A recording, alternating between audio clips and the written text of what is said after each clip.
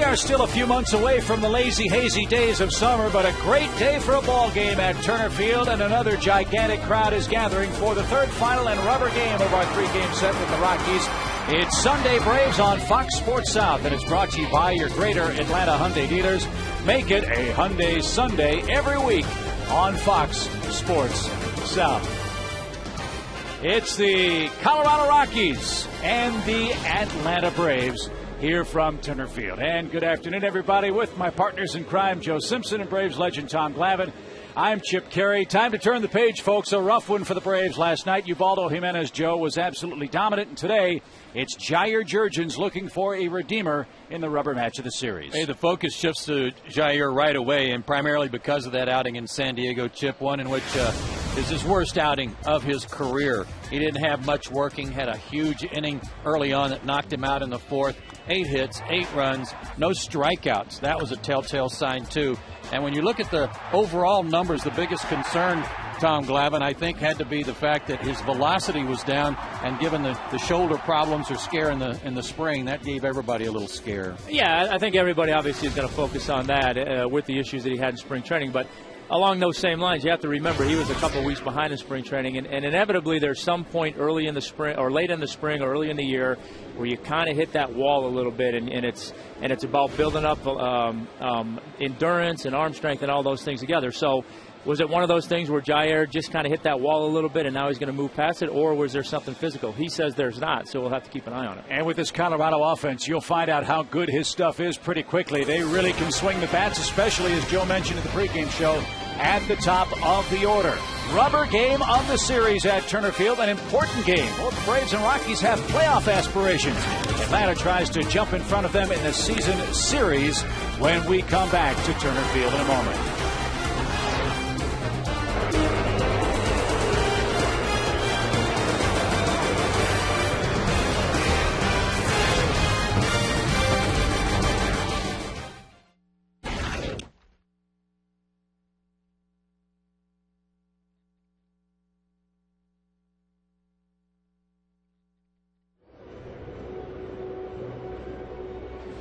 We're going to be all over you about spring break. What did you do? Where did you go? Oh, absolutely. Yes. Bring it. While we were slaving away in rain delays. And we talked about you, too. Yeah.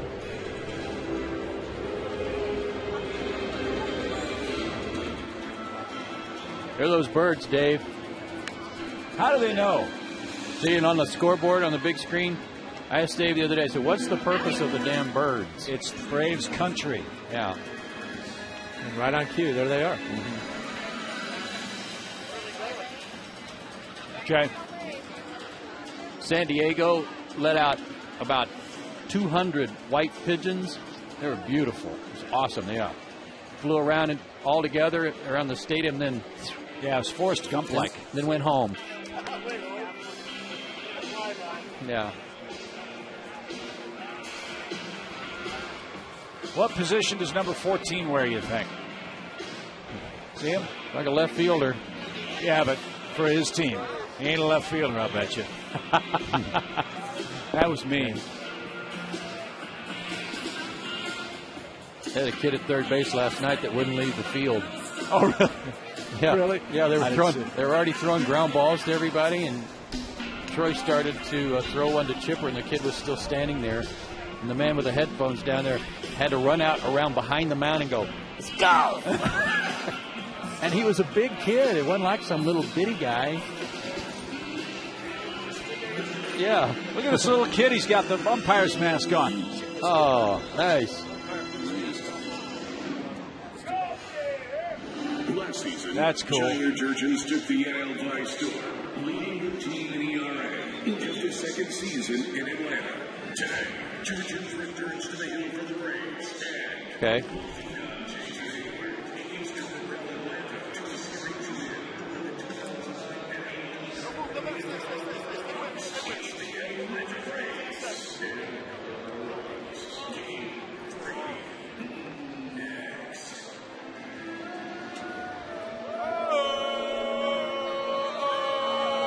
Well, let's see if the Braves can put the chop to the high-flying Colorado Rockies in the third final and rubber game of our three-game set. Sunday Braves on Fox Sports South. And whatever kind of mojo you need, we talked about that, partner, last night. Braves need to reverse that very quickly against this hot-hitting Colorado club that looks very different with Carlos Gonzalez leading off. Dexter Fowler, a no-hit saving catch last night. Todd Helton has had great success against Braves starter Jair Jurgens. Troy Tulowitzki, the cleanup hitting shortstop. Then it's Seth Smith, Chris Iannetta sixth, Ian Stewart, Clint Barmas, and Greg Smith getting the start in place of an injured Jeff Francis for the Colorado Rockies. As always, the kids take the field on Sunday here in Braves country, and home plate umpire Mark Carlson lets that youngster try on his mask. Carlson will be calling the balls and strikes today for this really very important April game for Atlanta, guys. No fun being no-hit, I'm sure, and you want to get back in the win column, too, against a good Colorado team. It's like Brian Jordan said. They've got a little bit of a chip on their shoulder today, so the Braves want to get that first hit out of the way early, put a run or two on the board early, and put to rest any thoughts that there might be another gem fired at them. Yeah, and along those lines as well, it's the rubber game of the series. Bobby always preaches you want to win the series, and certainly on the heels of a long West Coast road trip, the Braves would like nothing better than to start a homestand win in a series, so it's an important game from that standpoint as well. And you guys know you can't win pennants in April, you can lose them and all of that kind of stuff, but a lot of folks in baseball think the Braves and Rockies are going to be fighting for one of those four playoff spots in the National League come late September and October. It's never a bad idea to get a leg up on a rival that's outside of your division. We only play the Rockies 2 times all year. And it's a good ball club. Braves rally to take 2 out of 3 from the Padres after that opening game debacle, one that Jair Jurgens pitched. And as Tom said, win series, win this one, move on to the Phillies beginning on Tuesday, and try to, what I saw at the beginning, a very tough April, try to hold your own in April. You know, keep winning series, things will turn out good at the end of the month. But all eyes on the mound at Turner Field today, much like last night. Atlanta certainly hoping for a much better result. And this is a very important start for Jair Jurgens and for this ball club. Need to know that he's 100%, as you said, Tommy. He said he is. Yeah, it is an important start. I mean, look, Jair in his very young career, he hasn't had to deal with what he's dealing with right now, where he had just a horrible game. Didn't do any of the things that he's accustomed to doing. And look, when you're this early in your career, but at the same time this far along, and you haven't had to deal with that, speaks pretty well of what he's been able to accomplish. But it will be, from the mental side of things, interesting to see how he's able to deal with that really bad adversity for the first time, and also answer some of these questions about his arm. Now, again, he says he's fine, and I'm going to take him for his word on that. I'm much more concerned personally with seeing him go out there and make pitches today more than I am of what his velocity is. If he makes pitches, he's going to do fine. He could throw 100 miles an hour. If he's not locating, he's not going to pitch a good game. Good numbers against the Rockies, a 4-1 career record. Last year went 2-0 against them, gave up only 3 runs in 13 innings. But everybody wants to see him return to form today. His 4 keys to pitching success today. Well, there is going to be a bright spotlight on his fastball. We're going to be looking at that radar message board up above the 755 club. And if he can have some quicker innings today, and this is no reflection on that long inning in the 4th inning in San Diego, but some quicker innings today, I think it'll help him with respect to his pace, too, that he won't stand out there on the mound and worry and kind of dwell on whether or not he is making those good pitches you talked about, Tom. Yeah, well, that'll making good pitches will do a lot for the pace of the game. When you're not, you're trying to figure things out, and you're walking around and you're having a lot of conversations with yourself. So hopefully he'll eliminate all that today. And it'll keep your defense on its toes, a defense that has Diaz, Cabrera, and Hayward in the outfield. Braves have their usual infield with Brian McCann working behind the plate. Carlos Gonzalez leads things off. He's playing right field today, giving Brad Hopp the day off. And first pitch from JJ in at 90. And for a called strike. There's your umpiring crew. Jeff Nelson, Damian Beal joins this crew, an umpire on vacation. And Jeff Kellogg, who had the no-hit honors last night, moves over to third base. And quickly, 2 strikes. And quickly, Jurgens looked right up at that radar gun to see how hard he threw that pitch. Now, is there any chance that the home team turn that thing up a little bit today? You bet there's a good chance of it. Gonzalez at 382. He's had a hamstring problem And the Rockies have had a leadoff problem. And Jurgens, no problem taking care of the Rockies' leadoff man on 3 very effective pitches. 1 out. One of the things he said he worked on in a long, lengthy bullpen session in San Diego the other day, Tom, was something about staying over the rubber a little longer so he didn't jump at the ball. Describe that. Yeah, it's basically a balance issue. You want to have everything in line so that when you're making your move to home plate, you're in a good, strong, balanced position. When you get out in front, much like when a hitter gets out in front of his swing, when a pitcher does it, his arm drags, and then his location is off, and his velocity is going to be off as well. Dexter Fowler looks upstairs at ball 1. Fowler, 1 for 10 so far in this series, hitting 167, and the left side's been the real problem side for him. He has just 2 hits and 25 at-bats. Local kid, originally a right-hand hitter. The Rockies signed him and made him switch hit. Well, if JJ's got any issues about his fastball, I think he's answering it. He's thrown 5 straight so far, and obviously he's feeling good about how his arm feels.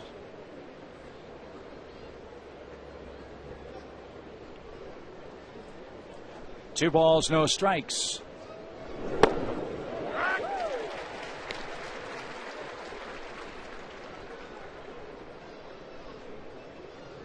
There are the splits for Fowler. This is the side you'd much prefer to see him hit.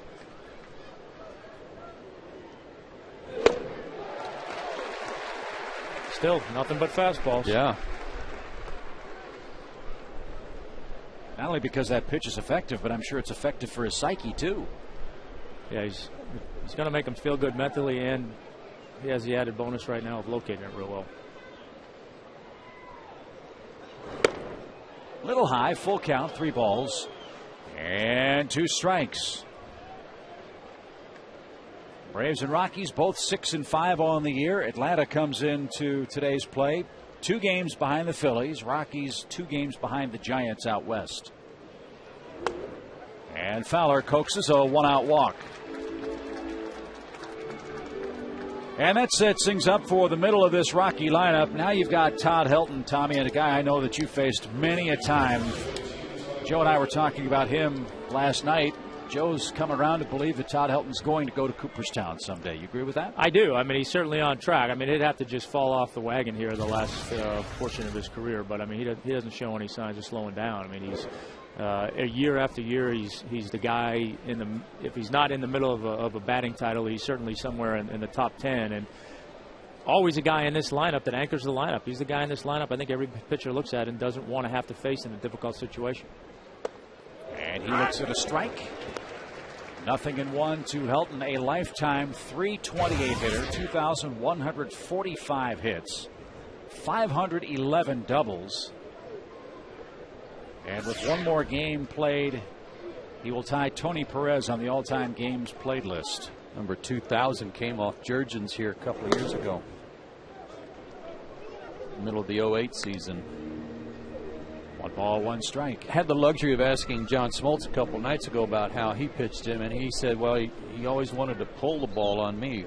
I guess it would be different from you, left-handed. Not a lot, though. I mean, you know, he was a guy, look, obviously my style was away, and he was one guy that I really, and I wasn't ever very comfortable pitching left-handers in, but if I was ever going to use the term try to pound somebody in, this was one guy that I really tried to, because he hit the ball so well when it was away or middle away. You really had to try and make him conscious inside, and it wasn't an easy thing to do. Ground ball could be 2. There's 1. There's 2.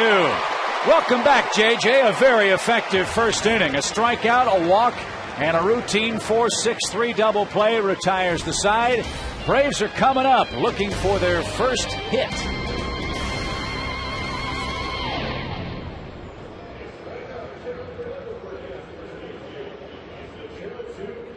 Good there, didn't he? Yeah, I'll say. Good sign. Yes.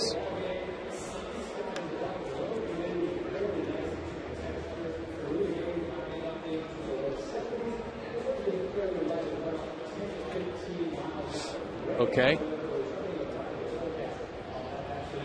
Lay it on me again.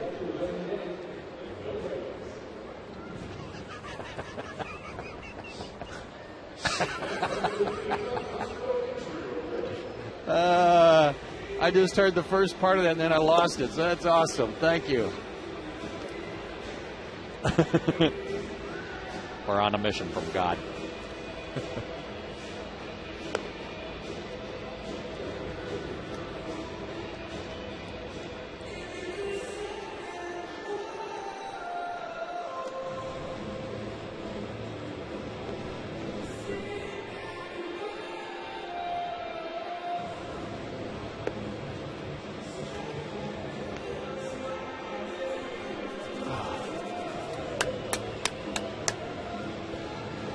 Jawohl, Herr Kommandant.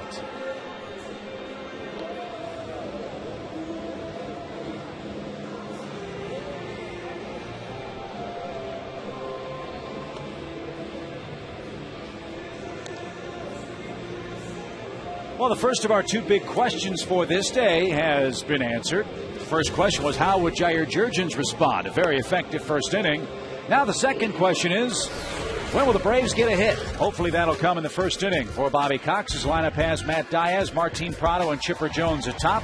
Brian McCann feasts against Colorado pitching. Then it's Troy Gloss, Yunel Escobar in the middle of the attack with Jason Hayward, Melky Cabrera, and Jair Jurgens, of course, will hit ninth. And Greg Smith on the mound, 26 years old, 6'1", 190 out of Alexandria, Louisiana, and LSU, where he was a teammate of his Rockies teammate Brad Hawk. 1-1 on the year to start things. Had a very good spring, had a 1.50 ERA this spring. And he faces Matt Diaz and pumps over a quick strike. And his Ford keys to pitching success, yes, he's facing an angry mob today. Be careful. He does have a good changeup, and he'll work it away from right-handed hitters. Smith made 32 starts in 2008 with Oakland, went 7-16. But amazingly, the stat that jumps off Joe and Tom is his ability to eliminate base runners. Yeah, very good pickoff move. Fly ball, right center field, well hit. Fowler on the run, can't get that. Ball dropped by Fowler. Now Diaz on his way to third, and how about that? Very effective first inning. Jurgens looks great in the top. Diaz at third with the first hit for Atlanta. That didn't take long, did it? Matt Diaz snaps an 0 for 11 here, too. Drove it deep into center field. We'll wait to see if they scored a double and an error or if it's a triple all the way, because Fowler right here on the play off the wall just flat dropped it. Looks like it's going to be a 3-base hit. It is a triple for Matt Diaz, and Martin Prado now the leading hitter in the league. Speaking of an angry portion of that angry mob, his hitting streak ended last night. So he'll try to start another one today against Greg Smith. 14 games for Prado.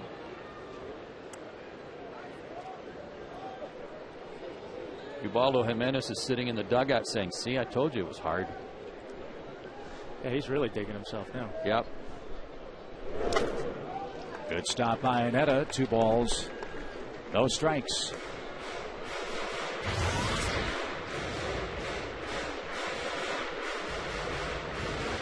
Nothing but compliments from Braves hitters after the game last night to Jimenez and how well he threw, and talking about his wildness and how effective that was too. Lined into left field. That's playable. Smith's got it. Diaz tags, and the Braves have a first inning run. Oh, Martin hit that one right on the button.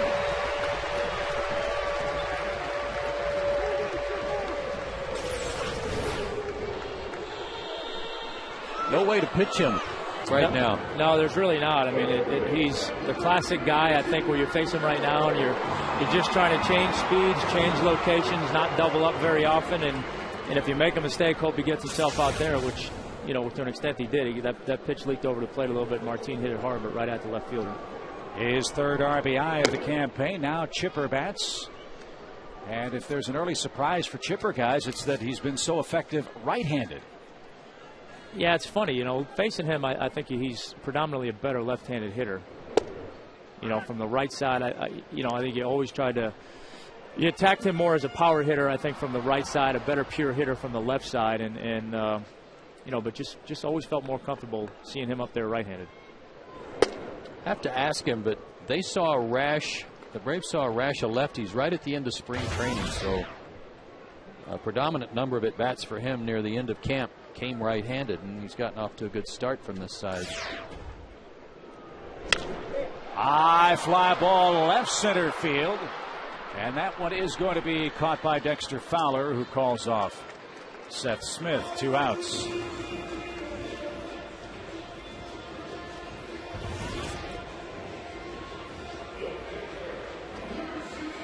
So Chipper's retired. Brian McCann's up. His average at an even 300 with a couple of home runs.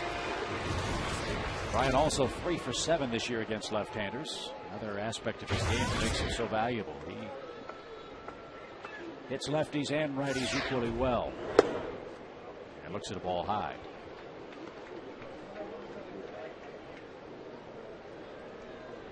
A leadoff triple for Matt Diaz. And a sac fly has plated the game's first run.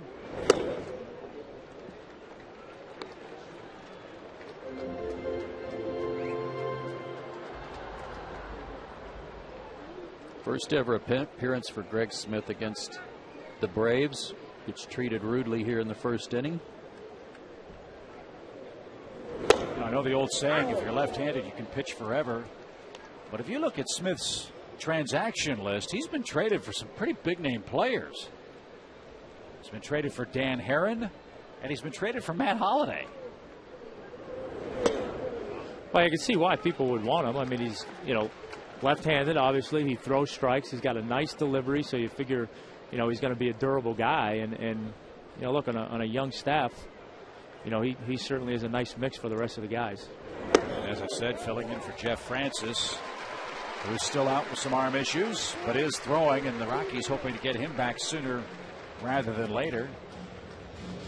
You mentioned him giving up base runners, Chip, and then taking it upon himself to get rid of those base runners. In 2008, he had 16 pickoffs, and that was the most in the major league since they started keeping records on that back in 1987. So if you're Brian McCann, shorten your lead up a little. And stop those flying feet. He's already got a stolen base this year.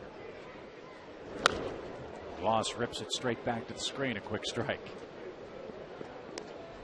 Brian's probably not going to be running. The Braves have been. They've stolen 7 bases already this year. Yeah, that's good to see.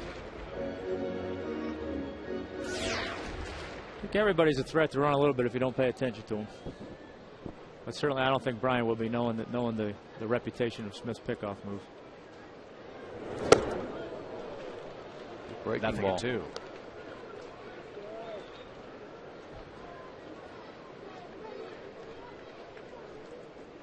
Smith 6'1", 189 out of Alexandria, Virginia.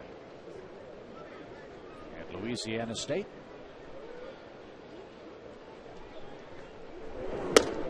And a breaking ball at the belt froze Troy Gloss, and that retires the side. Well, I think both questions have been answered for the Braves, and they were answered very quickly.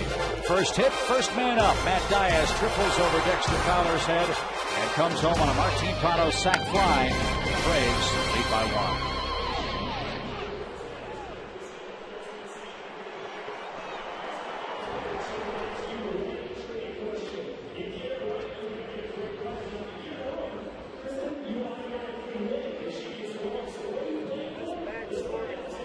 That was a horrible scoring call.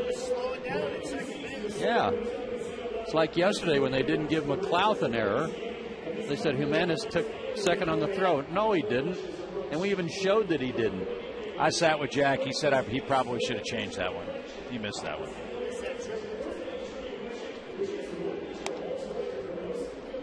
It's a tough job. Leave the man alone. He's 875 years old, for crying out loud.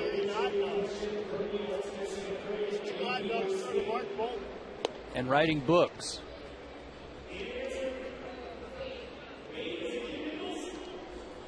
Pete's going to have a book signing here, I think. Sunday Braves on Fox Sports South is brought to you in part. Sunday Braves on Fox Sports South is brought to you in part by Sherwin-Williams. by your local Ford dealers, and by AirTran Airways.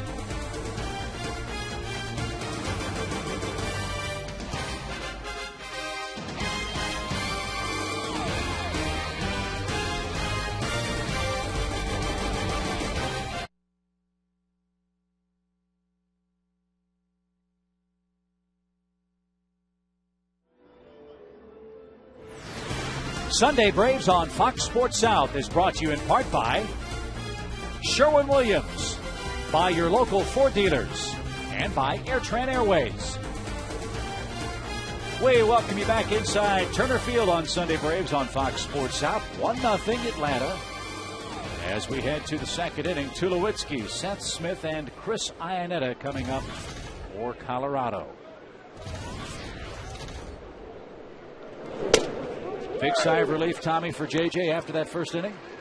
Well, yeah, to a certain extent. I mean, he clearly has gone out there and established his fastball, shown that his velocity is what people are accustomed to seeing, which is all good. Now he's got to make pitches. That was the second part of the equation for him in San Diego. He wasn't locating any, and that portion of it has to continue. Especially with this guy in the batter's box, Tulowitzki, just a great offensive player. 32-homer man last season for the Rockies. And batted .297. Off to a bit of a slow start this year. Got off to a slow start last year. Only 3 of those 32 homers were in April. And he actually hit below 200. It's a little interesting dynamic for JJ today, putting together a game plan. You go through this lineup. He's got 5 guys that he's got some history with. 3 of them hit him real well. The other 3 guys in the lineup he really has no history whatsoever with. So it'd be interesting to see who he tries to attack and not attack. And as Joe said, it's the top of the order that's worn him out. The bottom half has had very little success. And he's just about to enter the bottom portion of that order after Tulowitzki. 2 balls, 2 strikes.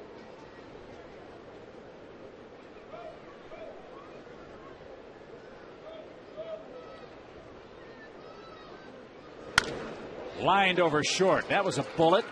Let's see if anybody can cut it off. The answer is no. Tulowitzki has an extra base hit, leading off inning number 2. This guy is a really good player. He was runner-up to Ryan Braun for Rookie of the Year a couple of years ago, but he's a good defender. He runs really well, and he can hit and hit with power, not just power at Coors Field. I would venture to say if he were playing anywhere other than Colorado, he'd be kind of a marquee guy in baseball. Yeah, get the guy a Wheaties endorsement, for crying out loud. He's got the right name for it. You know, just spread it across the whole box. Yeah, that'd be good. Seth Smith in the lineup today. Again, Brad Hoff's had a quad problem, so day game after night game. He gets the afternoon off. A chance for Smith, who's been a very good pinch hitter, to get 4 at-bats and tune up for the rest of this road trip to Colorado. He is right on top of the plate, too. Looks like he's got his toes right on that inside line, inviting Jurgens to pitch him inside. Smith lives in Brandon, Mississippi, a second-round pick by the Rockies in 2004. And J.J. falls behind him. 3 balls, no strikes.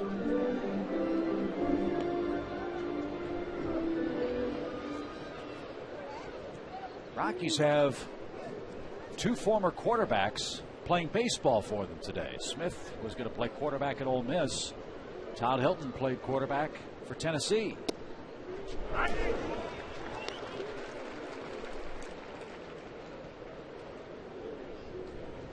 have to say they're probably both happy with their career choices so far. I would say so.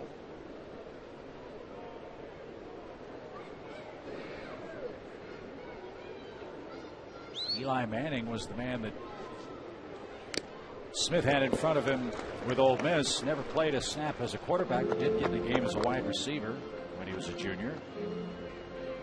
Yeah, I'd say if you get stuck behind somebody like that, you just go to the coach and say, you know, anywhere. You know, if we got any kind of plays that we can run where I can just go out on the field and do something. Yeah, it's more fun than holding a clipboard, right? Yeah.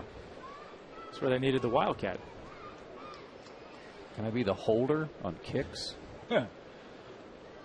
Full count pitch. Pop back our way and out of reach. We'll do it again. Yeah, I think, the other part of the equation we talked about, the location aspect of it. You saw the base hit with Tulowitzki. Tried to go away, was a little bit up, was able to get the bat on and put it in the gap. And these last two fastballs that JJ is trying to get inside, both of them leaked back over the plate a little bit. So I think that's the second part of the equation that he's probably a little bit less confident about. The velocity thing, I think, is easy. It's there. The location thing is going to take a little bit more time for him to get comfortable with. Popped him up. That'll help. High sky for Martin Prado, and he makes the two-handed grab for the first out. Chris Iannetta, the Rockies catcher, is coming up. Get your tickets now for the #1 post-game fireworks show in the Southeast. Backed by popular demand, Publix Friday night fireworks will take place after every Braves Friday home game. For the best seat locations, call 1-800-745-3000 or log on to Braves.com/tickets.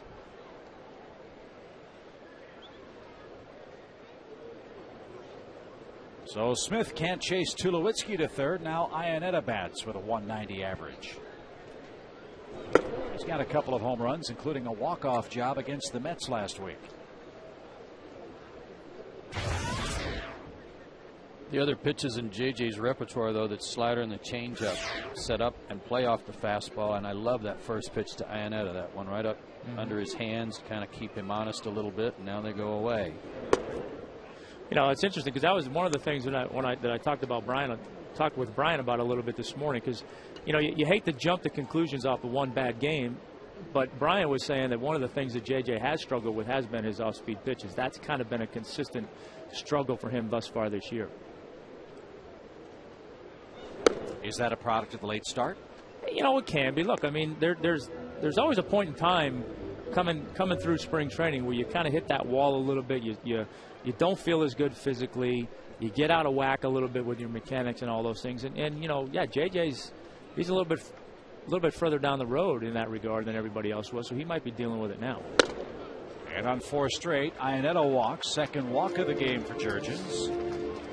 That's a good point, Tom. They refer to it as dead arm, having a dead arm in spring training, usually around the 3rd week or so, and we're not that far off from that same time frame for him. No, I think he right now is where everybody kind of was either after their last start in spring training or maybe the one before that. He's experiencing a lot of those things that those guys went through then. He's just, because he got a little bit of a late start, he's having to go through it here at the start of the season. And look, I'd venture to say he's going to go through it again at some point during the year, and this is what's going to allow him to have a great year, is if he's able to work through these things and still give the guys a chance to win the game.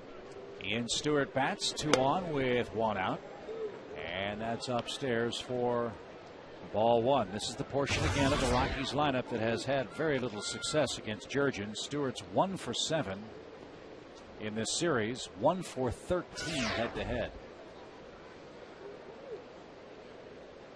He got Todd Helton to ground into a double play. He'd love the same right here with 2 on and 1 out and a 1-0 lead. Yeah, if he's going to get into a jam, he's got the right guys coming up right now. Stewart, like you said, doesn't hit well against him. Barnes doesn't hit well against him. So, and then you got the pitchers. So, he certainly is managing his struggles well in that regard right now. He's got the right guys coming up, but he still has to make pitches.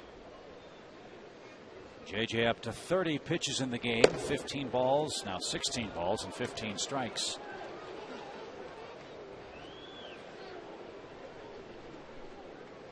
So the velocity is good right now, as Tom talked about. The location is a little lacking for Jurgens.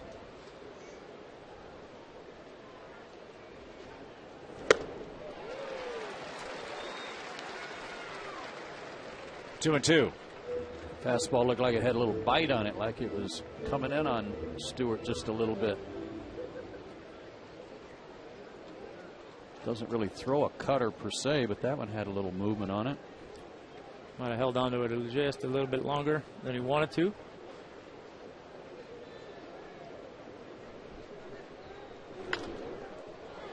Stewart's another Rocky first-round pick. They got him in 2003. Born in Long Beach, California, lives in Asheville, North Carolina.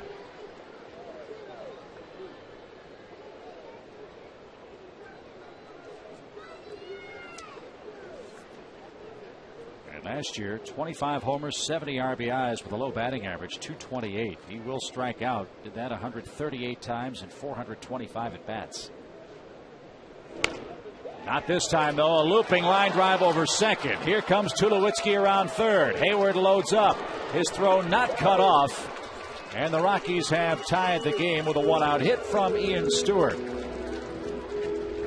And really not a bad pitch. You know, as much as you talk about location, you try to go inside right there, and he got it in. Stewart just fought it off a little bit off the handle and got enough of it to get it over Martine's head. Hit the target, too. Good piece of hitting just to fight it off by Stewart. Sometimes, you know, as a pitcher, you got to tip your hat. I mean, it's the old saying: not every good pitch results in an out, and not every bad pitch results in a hit. And that was a good example right there. That was pretty good pitcher's pitch right there, but the hitter just beat you on it. So the Rockies tie the game at 1. Here's Clint Barmas. Barmas 1 for 6 in the series.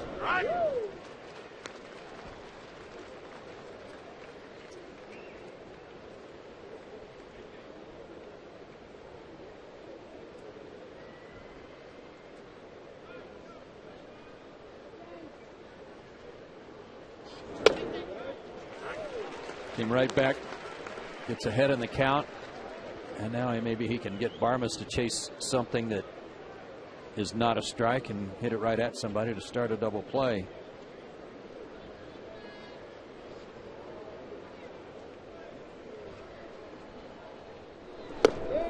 Blows it right on by. Boy, he inside and outed him to death, didn't he? Second strikeout.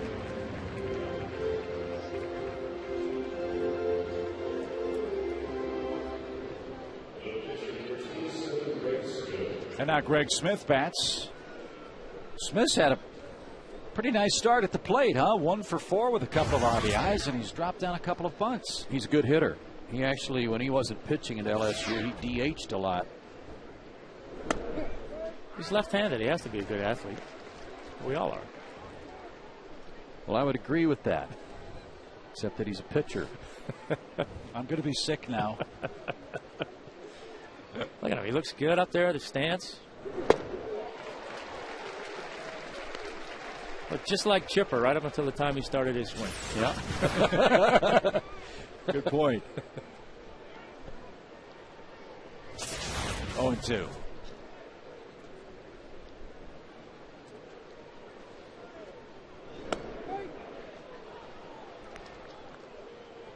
Tough day today for the Nationals. Milwaukee, which was shut out yesterday by Livan Hernandez. They've put 10 on the board in the first inning in Washington today. And Jurgens strikes out Greg Smith and stops the bleeding. A leadoff double for Troy Tulowitzki. He comes home on Ian Stewart's RBI single, and he ties the game here in the second.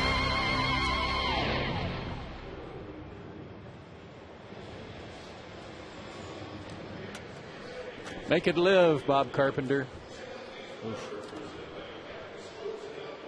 I knew his name was Barmas, and I went ahead and called him Barms. Right. It didn't sound like Barnes. Okay. Sounded like Barnes. You sound like you said Barnes. I don't know what they're paying Bob Carpenter, but it's not enough. No. No, he's got a tough duty. That's not just the team, but yeah. He works with Dibble. Oh, Dibble's doing color? Yeah. Oh. He has to wear a jacket because of all they said. He's got all those tattoos and stuff. They said, wear a jacket on. Yeah, it's never good when you give up the touchdown and the field goal in the first inning. No. Are they really? Nice new computer, Dave. What'd you get, Dave? Dell? Oh. How's your car computer? How's your car computer? You got one everywhere, right? Nobody covers your team like our team. With Braves Live after every game, your chance to get post-game analysis, interviews, and access to your Atlanta Braves like never before. Keep it here for Braves Live after every game.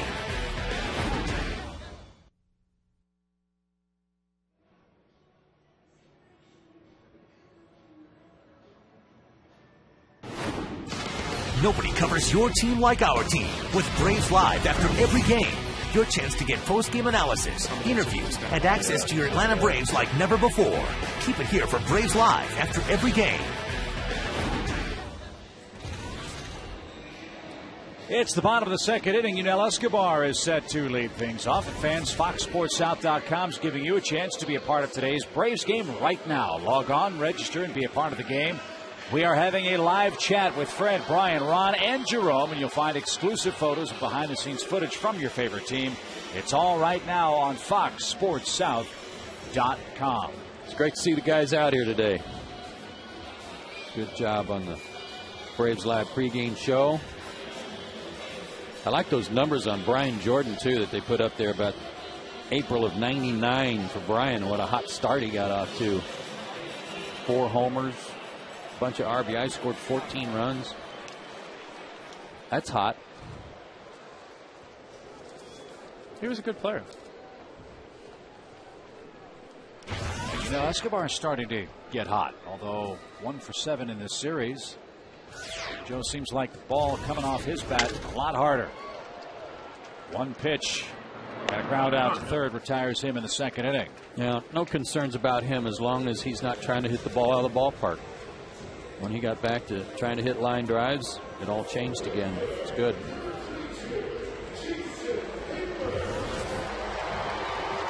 Big cheer for Jason Hayward, team leader in homers and RBIs. In fact, his 12 runs batted in, good for 5th in the National League at the start of today's play. Let's see how he fares against left-hander Greg Smith. Lefties have held Jason to a 182 batting average, but he did hit a home run off Jeremy Affeldt in San Francisco. Sure, he's going to get a steady dose of away and a steady dose of off-speed pitches. Somebody actually tracks every swing a hitter takes in baseball and the location of the pitches they take. And the first 18 swings and misses he had were on breaking balls that were either in the dirt or much like that one. Well, you know, as a pitcher, every young guy that comes up here, you're going to find out whether or not he can hit the off-speed stuff. And I'm sure Jason, in his mind, knows that, and to some extent is probably trying to prove that he can hit the off-speed pitches. So, you know, you wonder that from his aspect of it, is there some anxiousness to try and prove to people, hey, I know you're going to throw this stuff to me, and I'm going to show you I can hit it. So he gets a little bit over-aggressive and swings at some bad ones. Sharply hit toward Tulowitzki with a lot of spin. He unloads quickly, and Helton scoops it out. 2 down. One area where the Rockies are a little disappointed in their start is defensively. They have had some trouble picking up the baseball. They've made 9 errors, and this, guys, as we've seen the last couple of seasons, one of the best fielding teams, not only in baseball, but in baseball history. I remember Clint Hurdle saying to us before the postseason a couple of years ago about the improvement. That was the year they set the record for the best team defense. He said, we just started in spring training saying, let's not let a ball hit the ground. Let's not drop a ball. And he said it became kind of a pride thing and not almost like a contest, but everybody really worked hard to make sure that there weren't any boots, bobbles, or drops, and it paid off in the regular season. Melky Cabrera bats. He's 2 for 6 in the series. And Tommy, you know, that goes hand in hand with what you're trying to do on the mound. Yeah, I mean, I was going to say, they've got a very young, talented pitching staff that they're extremely excited about. And if these guys are going to go out there and give them the production they want, it's by and large, it's going to depend on their defense. And, you know, the better defense they're playing behind you, the more confidence you have to be aggressive. Outside ball 3. Again, the pitchers due next. So Smith pitching carefully with the Braves' number 8 hitter, Melky Cabrera. Game tied 1-1. Second inning on Sunday. Braves on Fox Sports South. 3-1.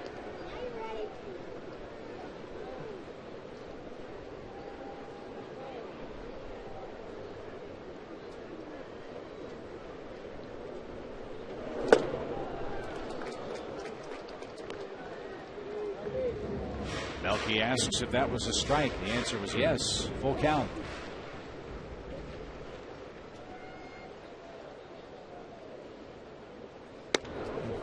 So he's aboard. Second walk. One of the things I've noticed about Melky, and it could go to his April last year with the Yankees when they got off such a good start. Granted, in their new ballpark, they had kind of a short porch in right field for guys to pick on, not just Melky. But I think he hit 4 homers right away.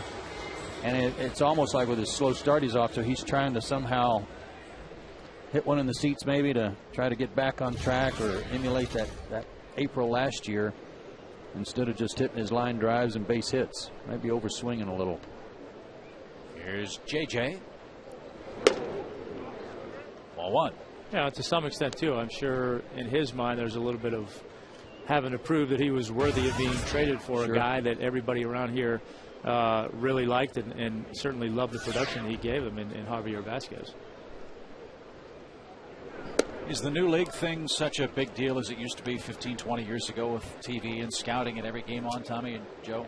You know, there still is. Look, there's to some extent there's no secrets on what anybody does anymore. But at the same time, you know, you talk to a lot of hitters that are facing a pitcher for the first time. Yes, they've seen video. Yes, they know what his out pitch is and all those things. But until they get in the box and see it, they don't really know how to react to it. They don't 100% trust what scouting reports are saying to them. And I'm sure, you know, there's still to some extent, look, you're changing leagues, there's new surroundings, there's new ways about going about your business. You're facing guys for the first time that, yes, maybe you've seen, but you're not all that comfortable with. And that comfort level goes a long way. It's a different game, too. You know, over here. Yeah. There's no DH, so there's a different strategy employed that you've got to be aware of. And in this case, Melky batting 8th. He's got the pitcher behind him. You know, you need to try and figure out a way to get on to clear the pitcher. How about that? They pitch around Cabrera, then Smith walks Jair Jurgens. So back-to-back bases on balls, and now Matt Diaz tripled and scored for Atlanta.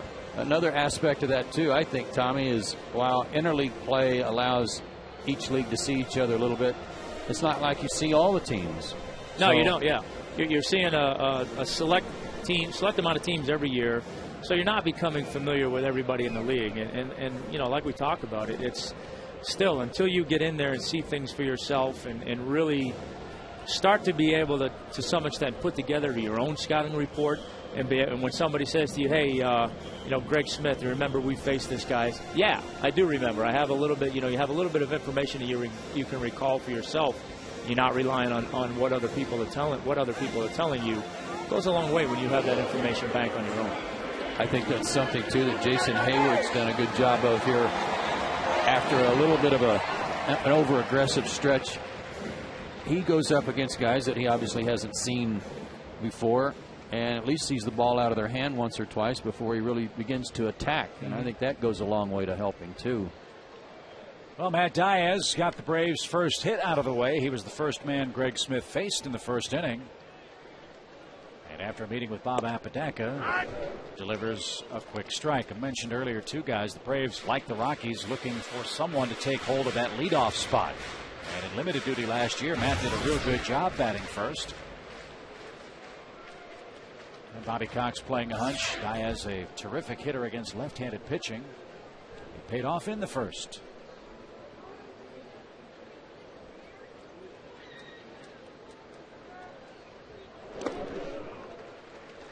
1-1. Got things going, as you said, in the first. Took out any thoughts of another no-hitter. That was scored a triple. And so Gaylord Perry and Ray Washburn can rest easy. So can Jim Maloney and Don Wilson. There were back-to-back no-hitters by opposing teams a couple of times in baseball history back in the late 60s. But it's not going to happen today. 1 ball, 2 strikes. Yeah, I would, you know, to take this leadoff thing a step further, I would say this is purely a product of what's not going on right now with Nate and Melky. Look, Bobby, in an ideal world, he wants one of those guys, particularly Nate, to be the leadoff guy. And in a situation right now where he's not getting the kind of production that he wants, he's absolutely playing a hunch right here with Matty. He kills left-handed pitching, and he certainly got things out to a good start today and is in a big spot here now. 2 on, 2 out. Fisted right field. That's going to drop for a hit. They're going to wave Cabrera. Here comes the throw from Gonzalez to the plate, and it's in plenty of time.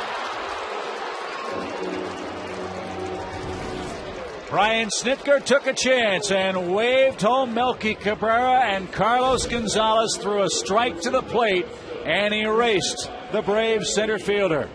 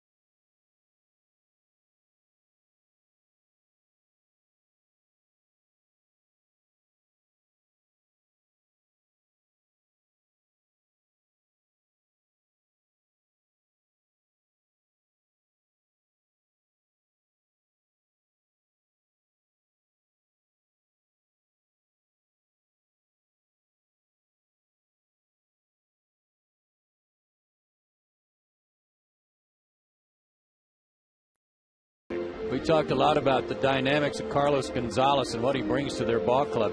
Good defense, good offense, and now you get a chance to see his good throwing arm. Today's broadcast on Fox Sports South, presented in beautiful high definition by H.H. Gregg. You're going to get a great high-def look at this throw. Diaz hit the ball pretty good. Melky got a good jump, but I mean to tell you, Gonzalez kept his momentum going to the plate, and then a one-hop on-the-money throw allowed Ionetta to block the plate and keep Cabrera off of it. Good defense. We've talking about good defense from the Rockies. There's a good sample of it.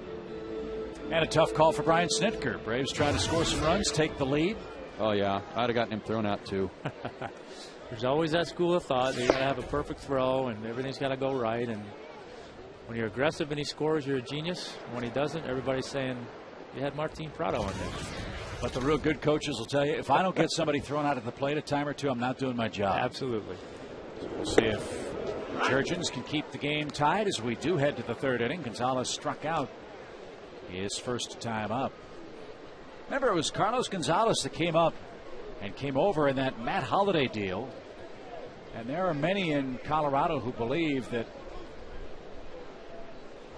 this guy was hugely instrumental in the Rockies' second half run under Jim Tracy. Well, not only that, he almost single-handedly beat the Phillies. Yeah. If Houston Street hadn't blown Game 4 after the Rockies had taken a 2-run lead into the ninth, I mean, this guy was, I think, going to lead him right into the NLCS because he was so good. He was 10 for 17 in that series. But he's 0 for 2 today. Jurgens has carved him up twice, and JJ's got 4 strikeouts already. Well, good off-speed pitch right there, you know, like we talked about. Off-speed stuff seems to be the pitches he's had a hard time being consistent with. Good changeup down in the zone right there. Stayed on that ball a long time. You know, and I think that he's in a crucial part of the game right now. 44 pitches with 1 out in the third, and he's going to have to start getting in the strike zone more often if he's going to stay in this game long. Dexter Fowler, I don't want to say one of the unsung heroes with what Ubaldo Jimenez did last night, but that's as big a catch in that kind of a situation as we've seen in a long, long time. Robbing Troy Gloss of what would have been the first hit of the game for the Braves. I remember a great play by Robin Yount on a no-hitter by a left-hander Milwaukee had. Nieves? Teddy Higuera? No. Juan Nieves? Juan Nieves, I think, had a no-hitter, and Robin Yount made a similar type play over in right center field with a diving catch to save the no-no. Just missed outside. Of course, Dwayne Wise and Mark Burley's perfect game made that unbelievable catch off the wall where he bobbled it and held on. Yep. But that one for Colorado just as dramatic last night.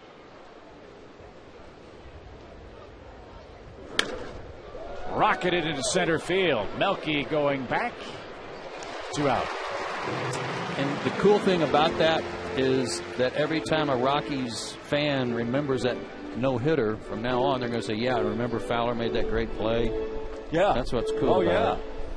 Yeah, there's always, every no-hitter, obviously, there's an element of dominance out of the pitcher, but it seems like inevitably there's one play you can always point to say, man, that was the one that saved it right there. Todd Helton bats. He hit into a double play his first time up. Back when Kerry Wood struck out 20 Houston Astros in 1998, he allowed 1 hit in that game, and an official scorer's call was the difference between a no-hitter and that 1-hitter. A ball was dropped on the infield. And Helton got jammed a little bit, skies it to right, and JJ has, Tommy, what you're hoping for, a quick and uneventful 3rd inning. That'll help the pitch count.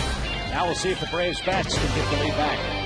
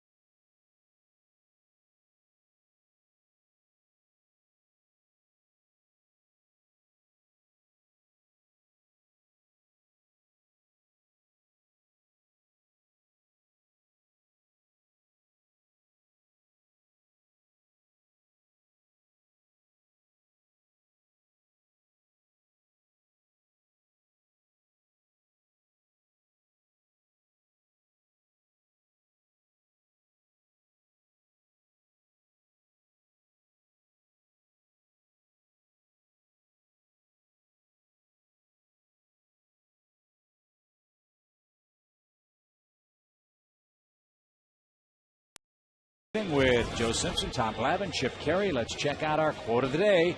Brought to you by Geico. I wonder, guys, if Bob Apodaca paid up to the catcher Miguel Olivo, who caught the Ubaldo Jimenez no-no last night. He said he'd pay me $1,000, according to Olivo. Got a little extra meal money now for the trip. Yep. Rest of the trip. Cash in. Second one of those Olivo has caught. Also caught Anibal Sanchez with the Marlins a few years back as Martin Prado leads off the 3rd inning. Of course, they shouldn't have said anything about that because now he's going to have to pay taxes, right? Should have just kept it quiet. Yeah, it'd be funny if Apodaca handed him $1,000 in a W-9 form. I think government's out of those. They have to restock, don't they? I wouldn't be surprised they had to restock on everything. 2 balls and a strike. To the leading hitter in the league, Martin Prado. He's driven home the only Braves run.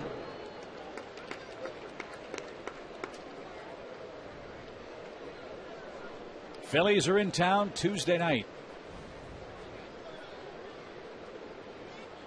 Tuesday, Wednesday, Thursday, then the Braves back on the road. Braves are on the road a lot the first 6-7 weeks of the year. A liner hammered toward left.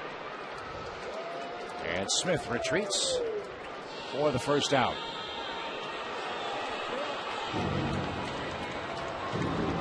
Looked like another one of those as the pitcher where you just hope he gets himself up.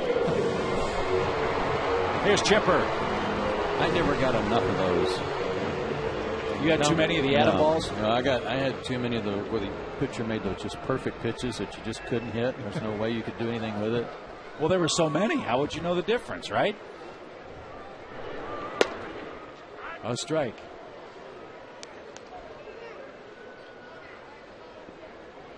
I would come back to the dugout and always say, you know, I did a pretty good job there just putting that one in play. Just making contact. You don't know how good I did.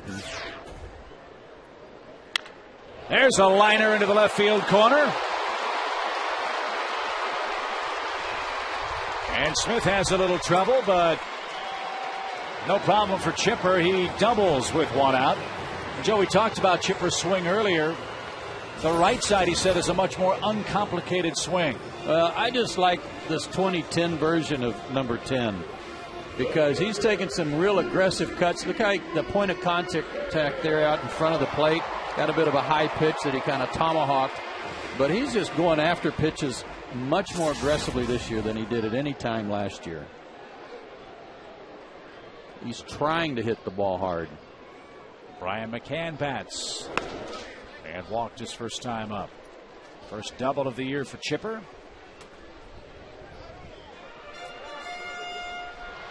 And let's see how Brian fares his second time up. 1-1 game. We're in the third.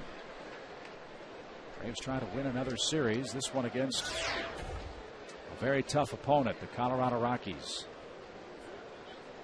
A little low. Ball 2. You know, even though you got the proverbial lefty on lefty matchup right here, don't be surprised if you see a little bit more of this where Smith tries to nibble a little bit on Brian. If he walks him, he doesn't care, and try to set up the double play with the right-handed hitter Troy Glaus coming up on deck. Spoken like a guy who liked throwing changeups to right-handed hitters.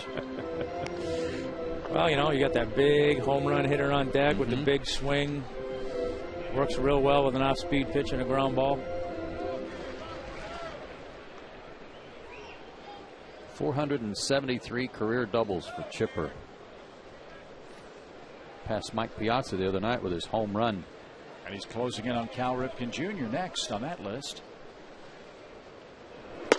High and tight. All 3.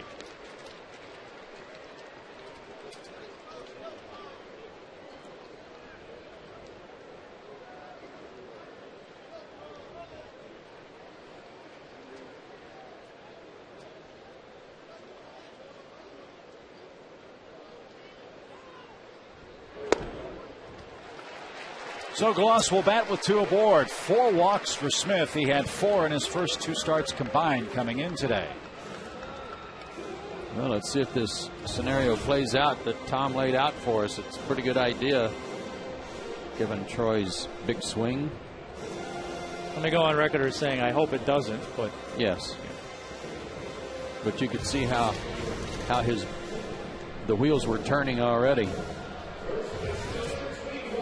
Let's see how Troy Glaus has fared with runners in scoring position this year. Troy is 4 for 17. That's a .235 average. And 2 for 10 with runners in scoring position, less than 2 outs. And he's hit the 2 double plays. So all of those numbers known by Jim Tracy and Greg Smith. Let's see how it works out here.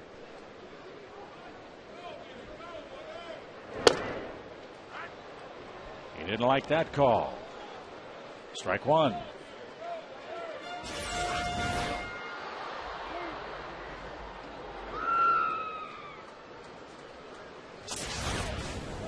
Put it right where he wanted, though, to get ahead.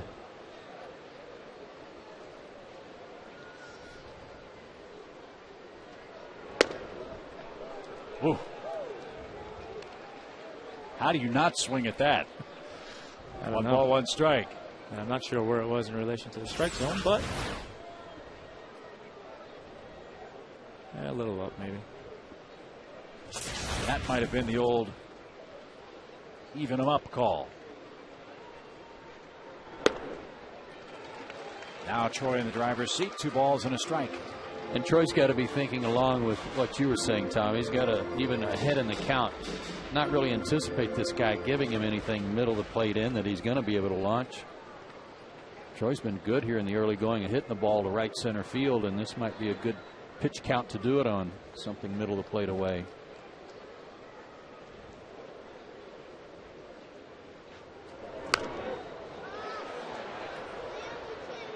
That one looked like a little bit of a cutter, maybe. Yeah. Now, as a hitter, I mean, he really is kind of caught between a rock and a hard place right here, because you do want to be aggressive. But yeah, the logic of the game, the cat and mouse game, tells you, well, he's probably not going to challenge me with anything inside. And as much as you want to drive the ball, you got to be patient and probably look for something away and try to go the other way. And a lot of guys, even though they have that mindset, man, when they're guessing location and they're guessing speed and they get them both right, the last piece of the puzzle to take that ball the other way, it's just hard for them to do it because they've gotten so geeked up that they guess right that they want to drive the ball, and inevitably that's when they roll over and hit that weak ground ball. Line left field. Smith gives ground and hauls it in a step shy of the track. Gloss hit another bullet. And it was a changeup. And he was all over it.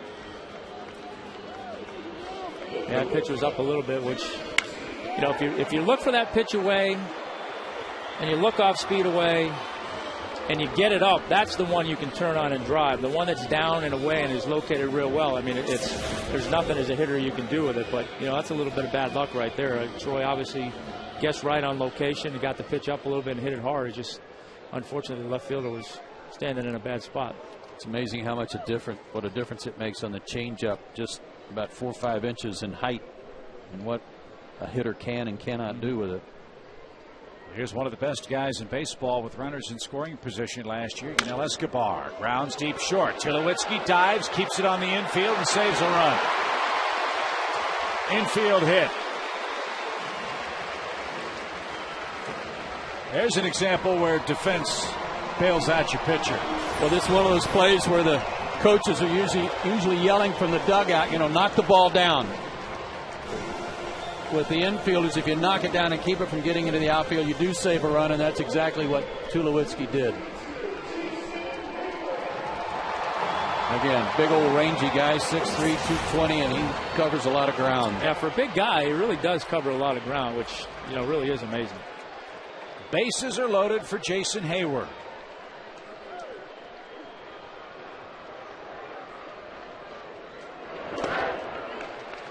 Again, Smith going with the off-speed stuff. This time, Jason let it go. Yeah, you got to expect a steady dose of off-speed stuff here, unless, you know, he gets to the point where he gets a 2-0 count or a 3-1 count or something like that. But, you know, in this spot right here, I think he's going to make Jason beat him with something off-speed. Couple rookies atop that impressive stat. David Freese of the Cardinals. Now Hayward in the driver's seat. 1 ball, no strikes.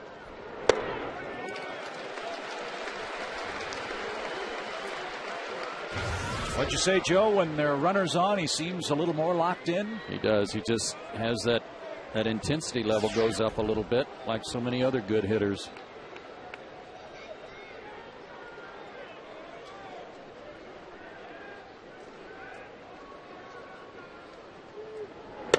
And while the intensity goes up and your concentration goes up, the one thing you have to guard against is being over anxious then, and he's not.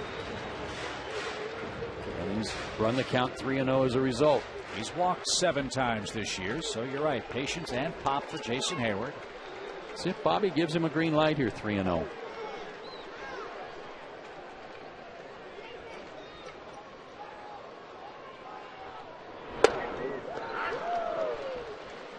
I wish he did. So does Jason. Yes, that was right. 87-mile-an-hour fastball with absolutely nothing on it right there. All bets are off now, 3-1. Well, interesting spot as a pitcher. My philosophy was always I'd rather walk him and give up 1 than lay 1 down the middle. So he did just that. 5th walk of the game. Hayward's 13th RBI. Chases Chipper home, and it's a 2-1 Braves game. I know it doesn't go in the books as such, but I think you ought to get credit maybe not for a hit, but for being successful in getting a guy in, runner in scoring position there. I guess an RBI. It is an RBI, but on that stat doesn't of reflect hitting, his average. and he's 5 for 7 or whatever he is with runners in scoring position. It ought to be added to it. Yeah, 7 for 10 with runners in scoring position coming in. And that's his 10th RBI in those situations. And with the bases loaded, that was his first. Make that his second at bat. And he's walked twice now with bases loaded. So you're right, still no average with bases loaded for Hayward, but 2 runs batted in. Let's just say he got the runner in with runners in scoring position. He's been successful in getting a runner home now 9 out of 12 times. Right. Or if there's one out, he hits a ground ball, brings the guy in, you're 0 for 1, you get the RBI. So it is sort of a misleading stat. See if Melky can break this thing open right here. Braves continue to draw a lot of walks. That's another facet of this offense that we've talked about a lot in the first month of this season. They've earned 5 more in this game. They've walked 59 times as a team. Only the Phillies had more at the start of the day.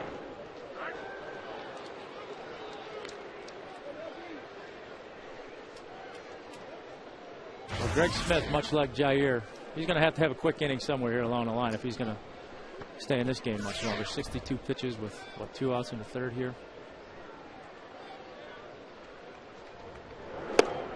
But high walk games are nothing strange for Smith. May 4th, 2008, he walked 10 men in a major league game against the Texas Rangers. He must have been doing something right to stay in there for 10 walks.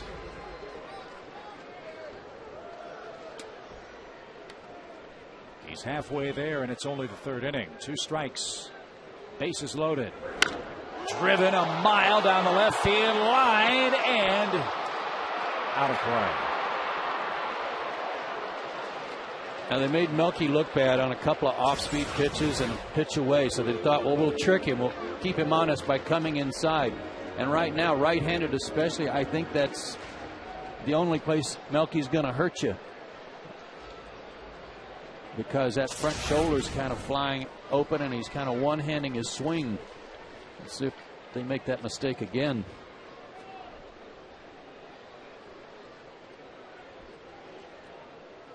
Moving the target in there. Popped up. Left field line and again no play.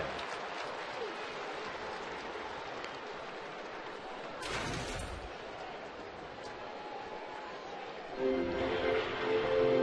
was thinking about that 20-inning game last night, Mets and Cardinals, and C.B. Buckner was the home plate umpire. Talk about all the players that came through there and how few hits there were, and one umpire behind the plate for all of it. 652 pitches in 6 hours and 53 minutes. And he didn't miss a one. No, not one. Maybe one. 0-2. Yeah, you think they give him a break on the ZE or the Quest-Tech or whatever they call it? Do they even send him a CD? If they did, it was a, what do they call those? A 2-pack. A double? Yeah. Cardinals and Mets play tonight. That'll be the primetime game at Busch Stadium. As Melky, a 1-2 count now. And he's down on strikes. Well, the Braves get a double, 2 walks, and an infield hit to take the lead after 3. 2-1.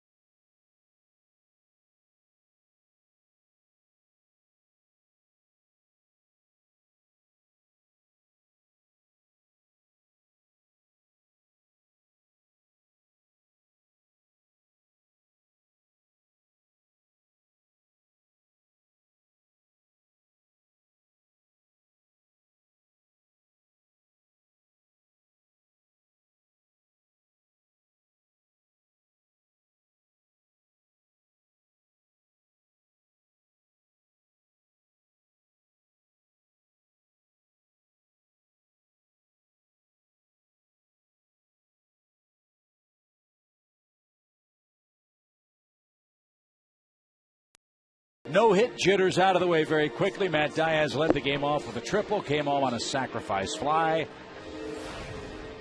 And that was good news. Yeah, it started off right away. First batter of the game, Matt, with a triple to right center.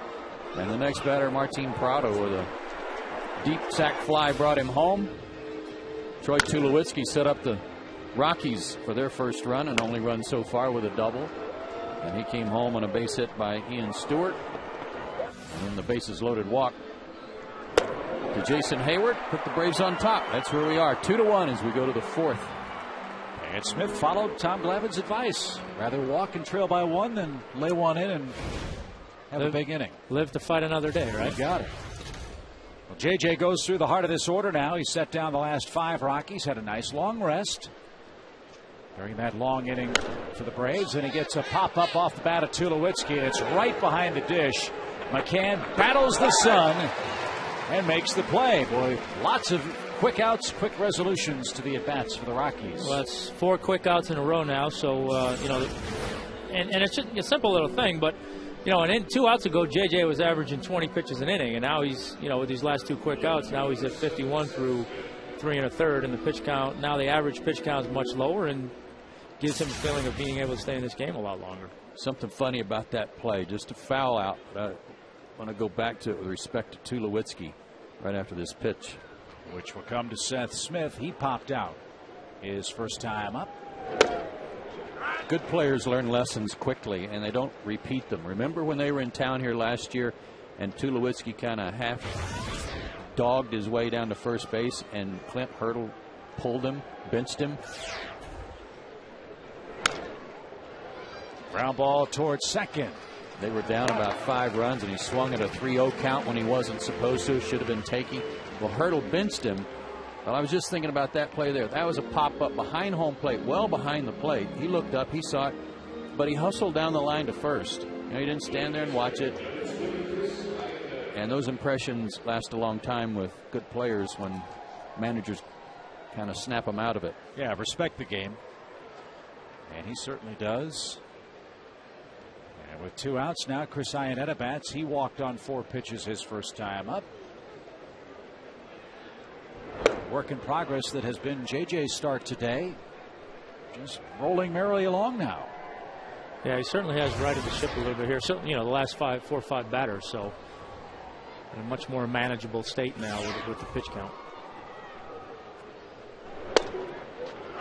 And you like to see how your players fare against the best competition. We all know about how high-packed this Rockies offense can be and is.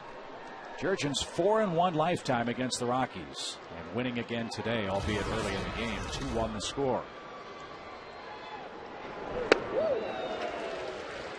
Tom Glavine, as I recall, had good numbers against the Rockies, especially at Coors Field. He had a knack for pitching good games there. Yeah, I don't know what it was. You know, my style of pitching, I think, was conducive to that ballpark. If you rely on your breaking ball, that's a tough place to pitch. Just think what you would have done with a humidor. And just think about what JJ is doing to this Rocky club. He set down 8 consecutive men. He has struck out 5 on the day.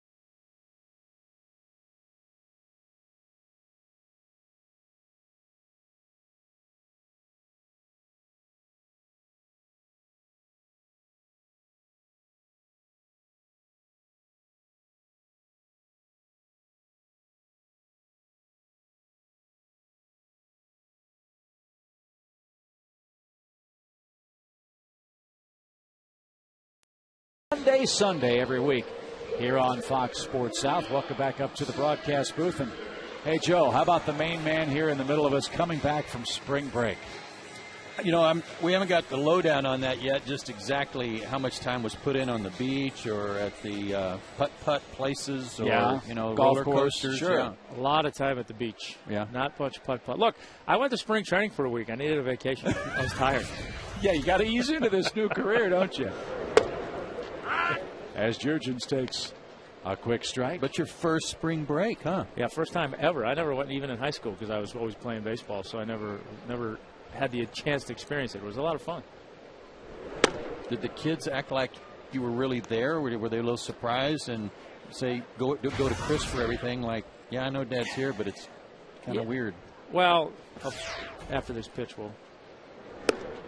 I'm not sure my kids really knew I was there anyway, to be honest with you, because it was pretty much I'd see them in the morning for breakfast, and then I wouldn't see them again until it was time to go to bed at night because they were running around with all their buddies. I think 99% of Atlanta was there, and half of their hockey team buddies were there, so I never saw them. Well, that's not a bad deal either. No, is not it? bad at all. Well, welcome back. And we'll see you every Sunday here at home the rest of the way for this 2010 season on Sunday Braves on Fox Sports South. Jurgens starts it off, and we'll see another pitch. Good crowd again here today on this absolutely perfect Sunday afternoon. Yeah, this is a good day to pitch right here. No, not too hot, not too breezy. Jurgens down swinging. Third strikeout for Smith. And there's your first out in the Braves half of the fourth inning. Time now for a money and energy-saving bright idea from Georgia Power.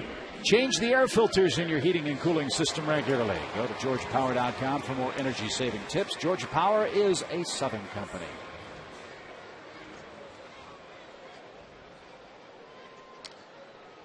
Good day today for Matt Diaz of the leadoff spot. He's 2 for 2.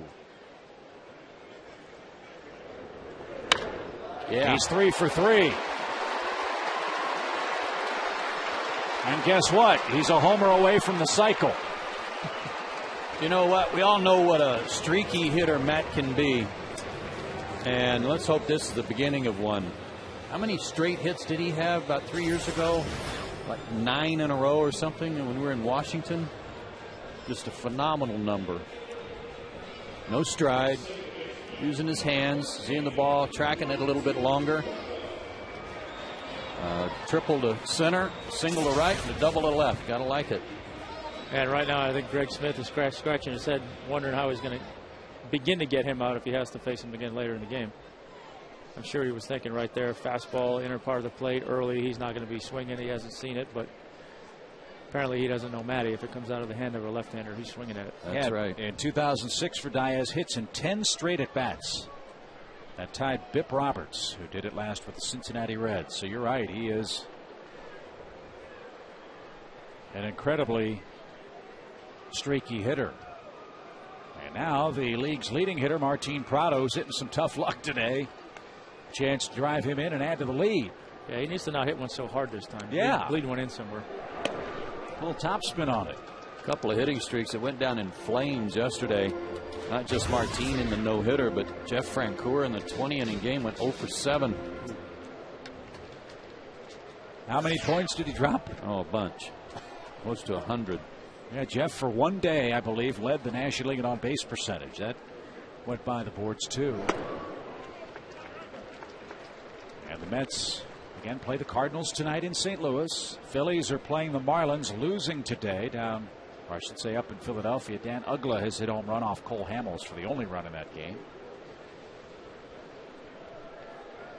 Braves 2 back in the East. Trying to win today, get a little help from the Fish, and take matters into their own hands Tuesday night. Ball 3, 3-0. That'll be Tommy Hanson against Kyle Kendrick. We don't have the pitchers announced yet for the Phillies, but we're speculating that they're going to see, the Braves are going to see Roy Halladay on one of those 2 nights, probably Wednesday.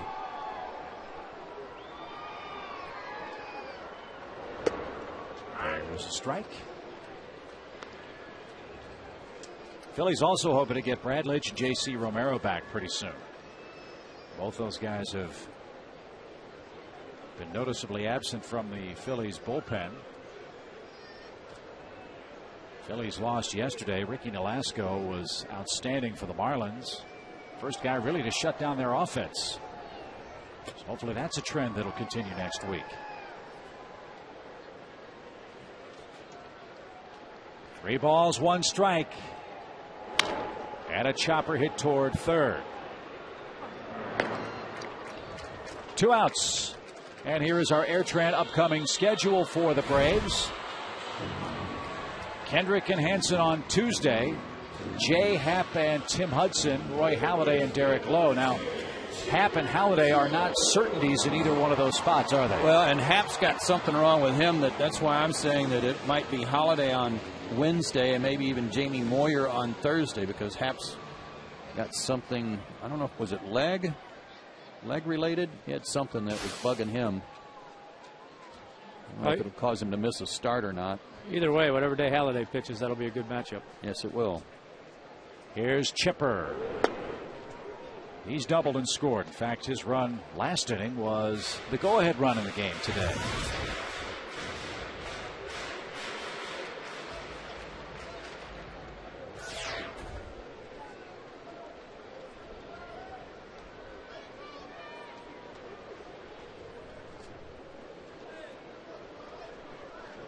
Here's another similar situation, Tommy, where you got a runner in scoring position and you got first base open, so there's no real reason to have to throw Chipper a strike and keep trying to that off-speed stuff or backdoor breaking ball to see if he'll offer. Yeah, you try to see if he can fish, but conversely, you wonder if he's thinking he wants to get Chipper out more than he wants to face Bryant. Well, he's already walked twice, and then you've got Troy Gloss behind him. You know, I'm sure if he would love nothing more than to get Chipper to chase something and get himself out right here and have Bryant leading off the next inning. But if he walks him, it's not the worst thing in the world. Yeah. But at the same time, you know, he doesn't want to be in a position where he's got to be careful with Bryant, and then you got to face Troy with the bases loaded either. I think that's what he was able to do with Prado too. He got a 3-1 count and then got Martin to chase the ball. Well, that's where having that good changeup, it always makes you dangerous, you know, and especially like we talked about with hitters. You get in a hitting situation, you're guessing fastball, and here comes that changeup, and you know, that hitter gets himself out, which is what Martin did. And now they'll go ahead and put Chipper on.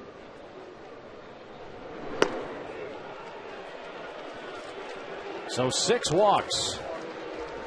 This one an intentional pass by Smith. And it brings up Brian McCann. Again, walked in the first, walked in the third, and Brian, one of the elite left-hand hitters against left-handed pitching in the National League, if not all of baseball.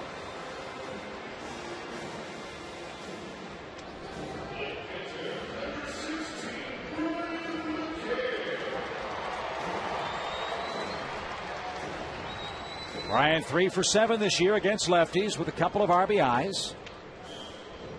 Already seen the arm of Gonzalez in right. Joe, how does Smith and Fowler throw from your perspective? Well, Brad Hopp is not in there, so their best arm is on the bench. Fowler, you just mentioned. Excuse me, Gonzalez, you just mentioned. Fowler above average. And Smith throws a nice spiral. Braves have had a man thrown out at the plate in today's game. And Gonzalez took care of that in inning number 2. 1 ball, no strikes to Brian.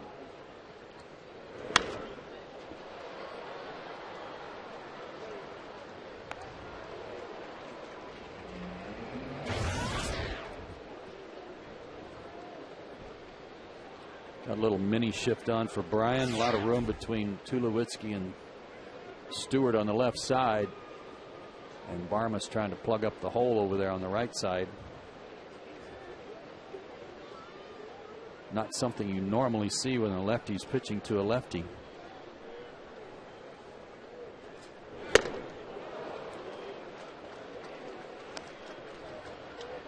Brian's bottom hand slipped off the bat there, and that hurts when that happens. when your bottom hand slips off and the top hand slips down to the knob of the bat like that, that hurts your left elbow a lot.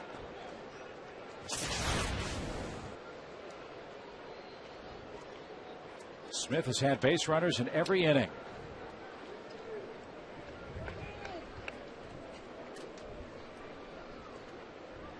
And with 87 pitches, the Rockies' pen starts to work. 1 ball, 2 strikes, 2 on, 2 out.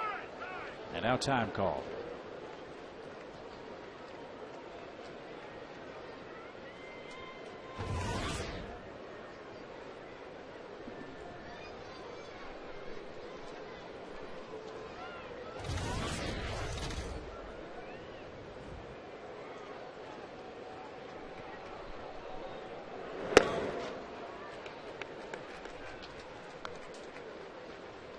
Been much more aggressive with him this at bat. You know, last at bat with the base open, clearly was in the mindset of not letting Brian beat him right there and trying to get Troy to hit into the double play or something of that nature. This go around, been much more aggressive. This is the out that he wants clearly right here.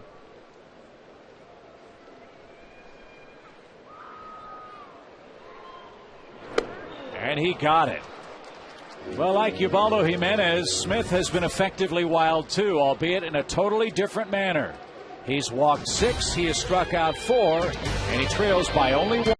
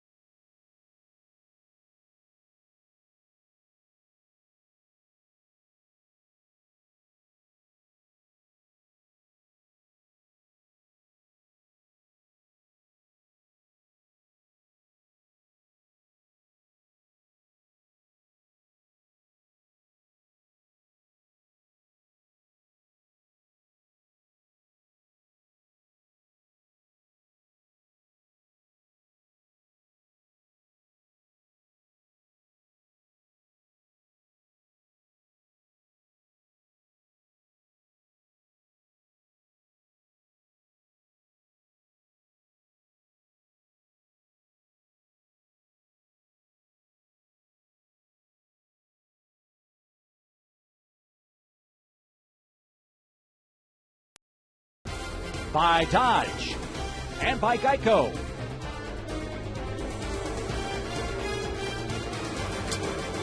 Always great to see the kids at the ballpark on Sunday. Braves on Fox Sports South. I was thinking last night after the game, I'm sure there was more than one kid coming to Turner Field and seeing their first major league game, and Ubaldo Jimenez throws a no-hitter. How many times did the parents have to say, hey guys, it's not like this all the time? Yeah. Or hey guys, this is a big deal. Watch. Yeah. As Ian Stewart bats, Jurgens has set down 8 consecutive men. He's looked very effective, and kiss of death. Kiss of death indeed. A cue shot off the bat of Stewart, who's 2 for 2. Starts things off for the Rockies. Well, just like that game in St. Louis. I mean, imagine somebody going to that game for their first game and saying, so they all last like 7 hours? Yeah. Well, no, not exactly. Well, the funny part of it was, too, they had a high school baseball game scheduled immediately after the Mets and Cardinals played yesterday. Oh. So, oops. You're the starting pitcher for that ball game, and you're waiting and waiting. Surely they didn't play it. I don't know, but Joe Strauss, who writes for the St. Louis Post-Dispatch, the lead line in his article was, in a game that tested the love of our national pastime, the Cardinals lost in 20 innings last night. Popped up out of play foul, 0-2 to Barmes. Well, I think they both caught a break, I would guess. You can speak to this, Tom, but not having to get up and play a day game this morning. Yeah, I tell you what, when you play, there's nothing worse, really, when you play a game like that, and then you got to turn around and come back and play a day game the next day, and you know, for the Mets, it's a travel day. I mean, it's chaos. So yeah, there is a little bit of a silver lining. They got to sleep in a little today. Barmes down swinging. Jurgens whiffs him. That's 6 strikeouts in the game, and as you know, the Mets don't need any more chaos than they already have with everything that's going on there. Unless, of course, your hitting streak got snapped. You want to get to the park early and take some more swings. Yeah, exactly. I mean, you know, and along the lines of all the things that you watch and you wonder, I mean, how many kids went to that game yesterday and thought, Dad, Jeff Francoeur went 0 for 7 today. Yeah, how could that happen? I thought this guy was good. He had a hitting streak of some kind. Smith is going to stay in and try to bunt. And he does. McCann pounces and makes the sure play. Sacrifice to 3. Stewart to second. Gonzalez up with 2 out. Braves will see the Mets next week. Going to New York, start a road trip. Going to New York and St. Louis. Yeah, the road schedule has not been kind to the Braves here in the first couple of weeks. And after that road trip, Atlanta comes back for a 3-game pit stop, and then we go right back out again for 9 games. What? How did that happen? Yeah. At Washington, at Philly, and at Milwaukee. Said the first 6 weeks, Braves are on the road a lot. They're going to have to start calling us when they start doing the schedule. Yeah, I like that idea. Not me. I like my schedule. Yeah, we'll take a day off in San Diego every year. That's first on the list. That's pretty good. Start calling it the Tommy Hundy Sunday.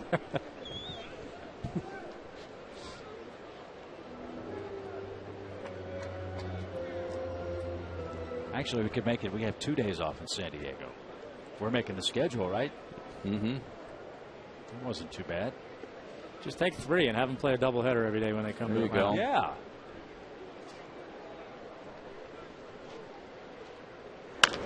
Chop towards short. A lot of top spin. And Jurgens is through 5 innings. Boy, he's looked very effective. He's allowed Colorado just 3 hits.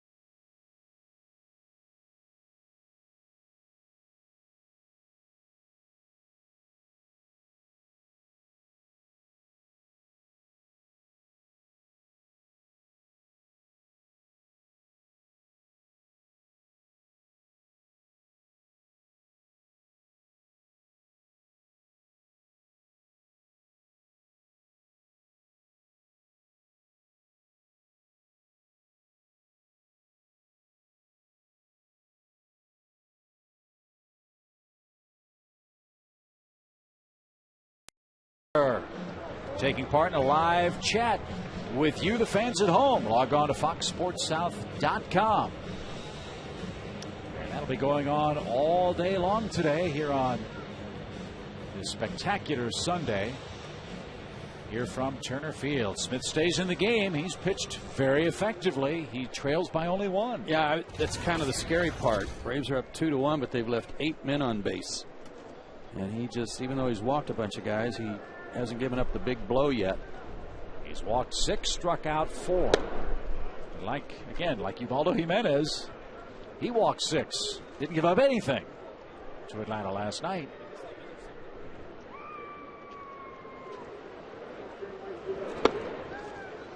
Maybe he watched Jimenez, 6 walks. Maybe he's figuring 6 walks is the key. Yeah, that's it. You lull the other team into a little sense of security that you're off your game. They're going to have all kinds of scoring opportunities, and then you just right the ship.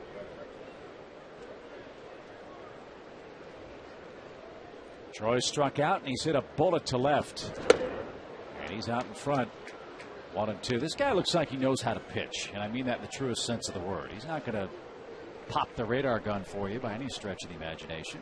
No, I mean, that's the sense I get from him. He's got a pretty good idea what he's doing. I love his delivery. But even with all the trouble he's been in, he hasn't gotten away from what he knows he has to do. And that's at the dirt ball, too. Had a couple of years ago had a bad year with Oakland, and his career record in the big leagues is 8-17. But 2 years ago in Oakland, he had the lowest run support of any starting pitcher in baseball. It was like in the 2s. So he's used to pitching when you don't get much to work with. That's hit toward third. And Gloss is out, number 1.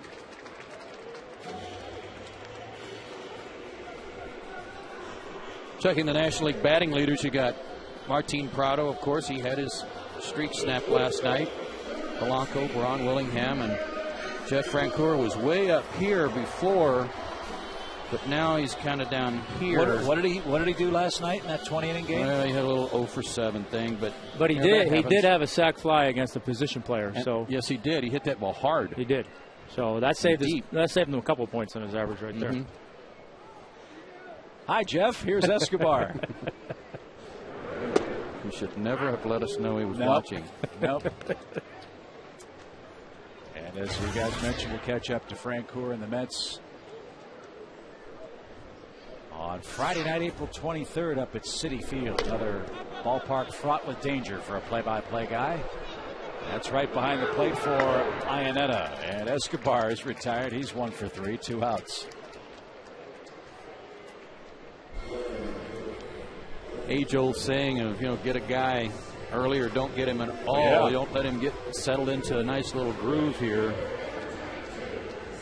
That sounds familiar, I'm sure. Yeah, it does sound a little bit familiar. Yeah. I mean, right now he's got a chance have a nice quick inning, get his pitch count a little bit more in order, and give himself an opportunity to get a little bit deeper into this game.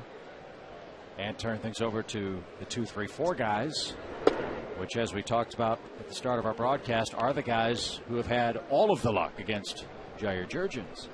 Not much today, but it is only a 1-run game.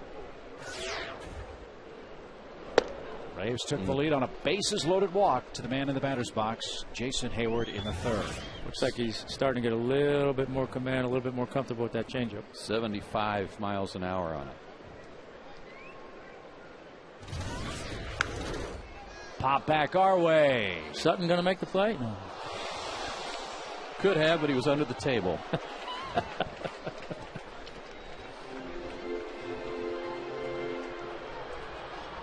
Actually, that was headed for George Frazier. The gentleman in the blue shirt in the middle of your shot. And Hayward went around, and he checks his swing, but not before he strikes out. 5 strikeouts for Mr. Smith.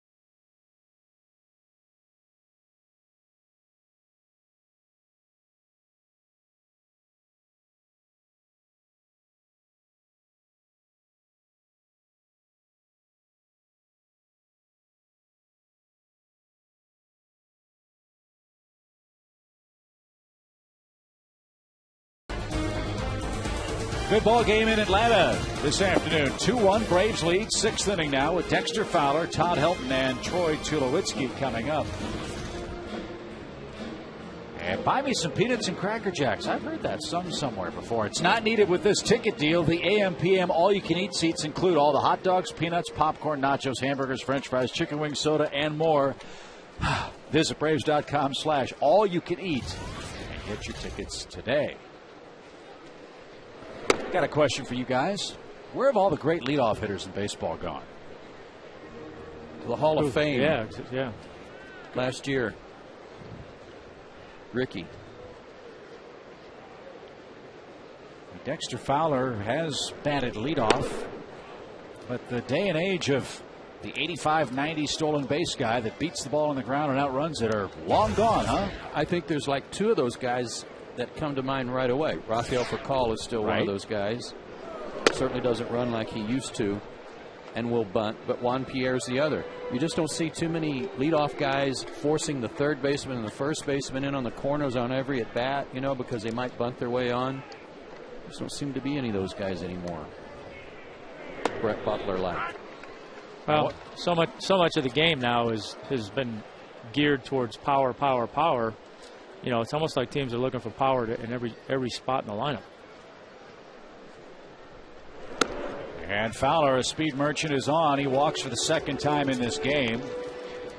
And an inauspicious start in a one-run ball game with Todd Helton coming up now for the Rockies.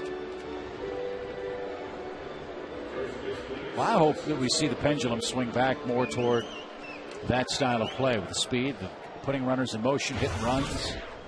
I'll tell you, as a pitcher, it gives you a lot less to worry about when you have those kinds of guys that are, or it gives you a lot more to worry about, I should say. I mean, as much as you like that guy in the leadoff spot that maybe can provide you the home run ball and things like that, I'll tell you what, as a pitcher, it was such a nuisance having to face a guy like Juan Pierre. There's just too many things you had to worry about. Granted, the long ball wasn't one of them, but there was about 100 other things you had to worry about him doing. And was it frustrating? Because I've said it a couple of times with Pierre. He seemed like one of those guys, you knew he was going to bunt at some point, and even knowing that, you couldn't stop it. No, there was nothing you could do about it because he was good enough to either lay down the perfect bunt or lay down a really good bunt and still beat it out anyway. And you know, try as you may, it was awful hard to get a jump on any of his bunts because the bottom line is you still had to make a good pitch. And if you were running off the mound to get a bunt, you weren't making a good pitch, so you're kind of defeating the purpose. That's what I was just about to say. All of a sudden, you've got more than just making a good pitch on your mind. Even if he's on base, you've got to think about holding him on and not letting him not just steal second, but third as well. Keep him out of scoring position if you can. It's a distraction, and that's what good base runners do to you. And look at what's happening here now with a .328 lifetime hitter in the batter's box. Look at all the attention that Dexter Fowler is drawing in a one-run game. Which only makes that guy at the plate that much more dangerous. Helton today 0 for 2. And that caught a generous outside corner. I guess Carl Crawford's a name that's going to generate a lot of interest in the offseason. He's a free agent. He's with the first place Tampa Bay Rays, and he's a guy that can steal 50 bases or more. You know, Jose Reyes with the Mets, provided his leg is healthy, but you know that certainly has been a little bit of an issue. Runner goes, pitch a strike, throw to second. It is off the glove of Escobar. It trickles into short right, and Fowler will end up at third base. I don't know who they'll give the error to, but this ball should have been caught. It was a little bit inside the bag first base side, but looked like it was going to be a throw that might catch the runner. Yeah, he's got to catch that ball. It's like Unell was looking at the runner, heard footsteps, and it cost him a base. So now with nobody out, Todd Helton with contact up the middle at the very least can tie this game with a fast man at third. If the error goes to McCann, that'll be his fourth, and they've all been on throws. And I don't think he deserves that one.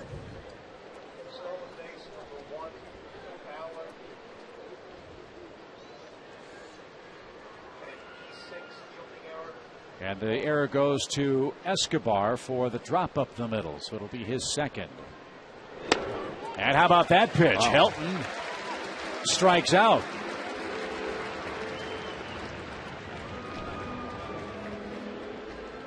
Let's check out our Fox tracks provided by Sherwin-Williams, painting the corners. Wasn't anywhere near the target. No, well, that's effective. the effectively wild pitch. You know, sometimes you get guys with location, sometimes you get them with a change of speed, and clearly J.J. didn't hit his spot right there, but the speed fooled Todd. Well, for some reason, Jurgens has had great luck with this Colorado club. More on that after the pitch to Tulowitzki. He has struck out 7 men in today's ball game. His career high is 10. Done September 11th, 2008 against Colorado. Yeah, there's, you know, I know as a pitcher there are certain teams where you feel like you match up well against for whatever reason. Some of it is you have a history and you're comfortable with the guys you're facing. But, you know, it's hard to explain with these guys because, like you said, the guys that he does have history with is not very good. And then there's a handful of guys in the lineup he hasn't faced very much.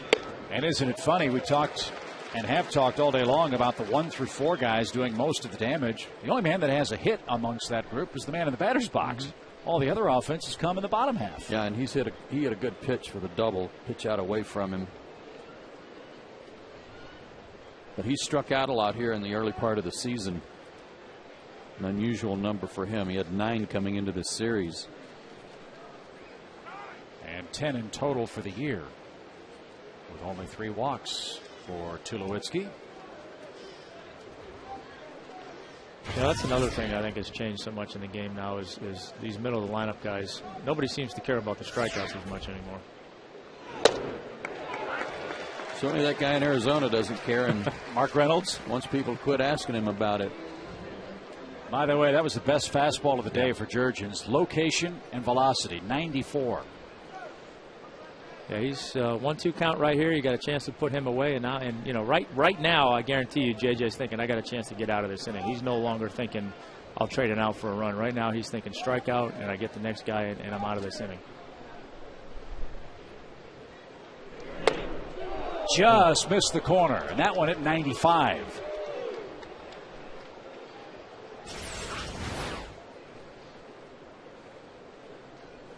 Just off the plate, just missed. I'd try that again. As hard as he's throwing right now. Well, any concerns about his shoulder, I think, are by the boards at this point today. No, he's throwing the ball well. I mean, his velocity certainly is there, and you know his location clearly much better than it was 5 days ago. Good stop, McCann. Now the count full. So from 1-2 to 3-2 to Troy Tulowitzki.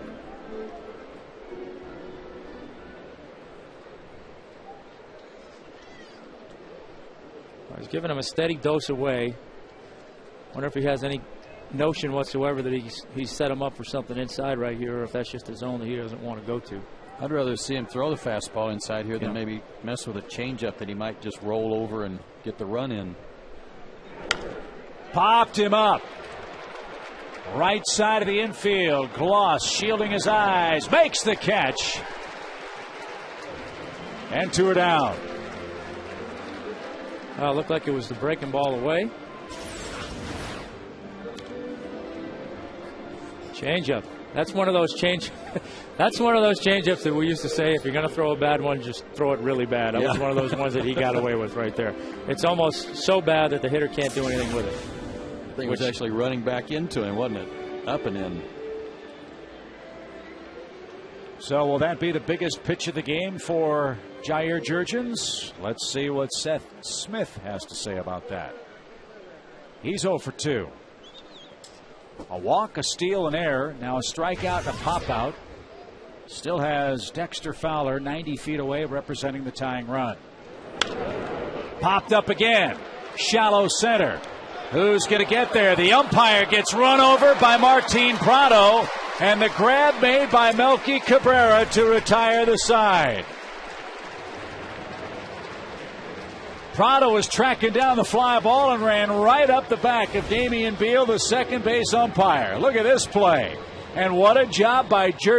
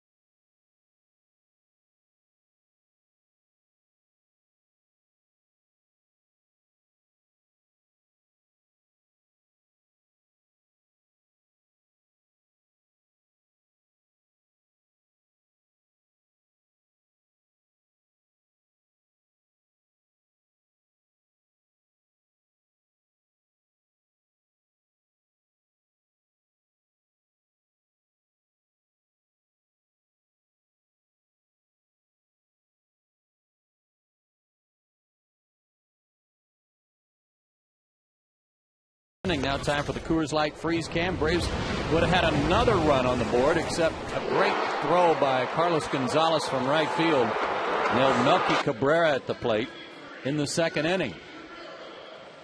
Nice throw. Blocked the plate, did Ionetta, and they get the out. That's the Coors Light freeze can, brought to you by Cross-Brewed Coors Light. Guy's a good player. Real good player. We're going to hear more and more about him. Carlos Gonzalez has helped keep this a one-run game for the Rockies. Now the 8, 9, and 1 spots up for the Braves against Greg Smith. They've had tons of opportunities. Atlanta's left 8 men on. Smith just had his first 1-2-3 inning in the game. The Rockies just left the tying run potentially 90 feet away with nobody out.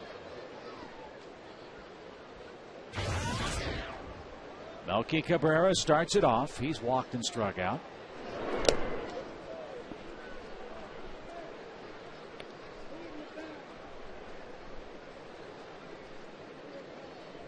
Again, Smith filling the roster spot and slot in rotation for Jeff Francis. There's a pop-up.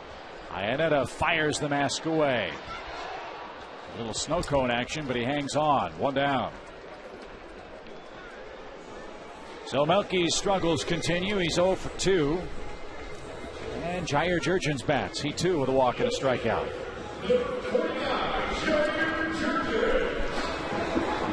JJ 0 for 4 on the year.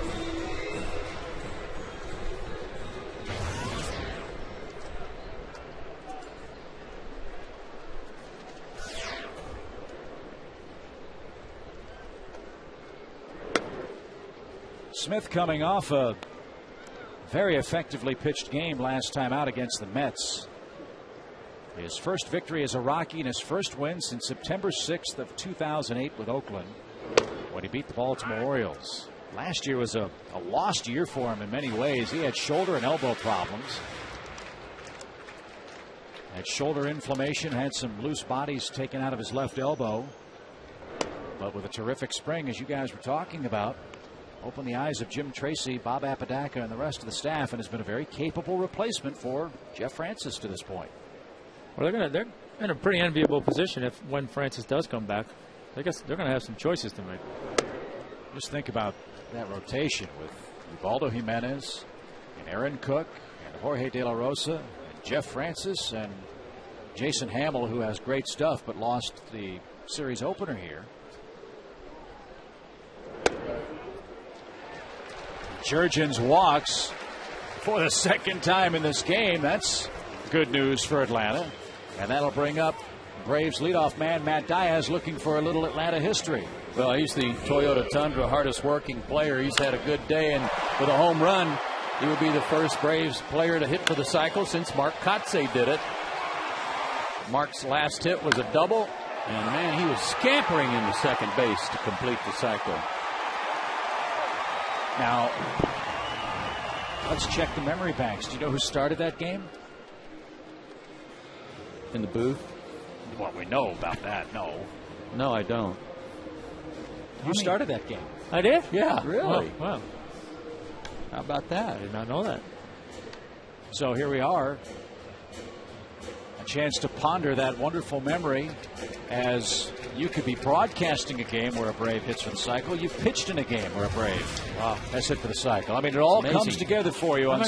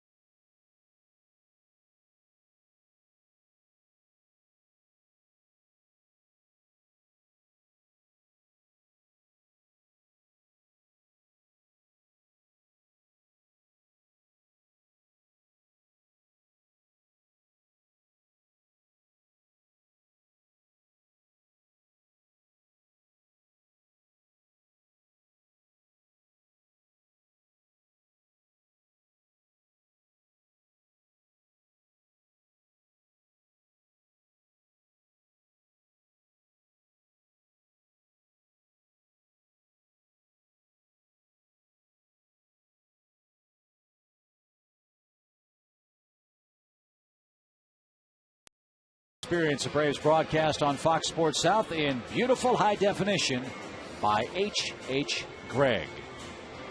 Braves have a man on now in their half of the 6th inning, leading the ball game by a 2-1 score.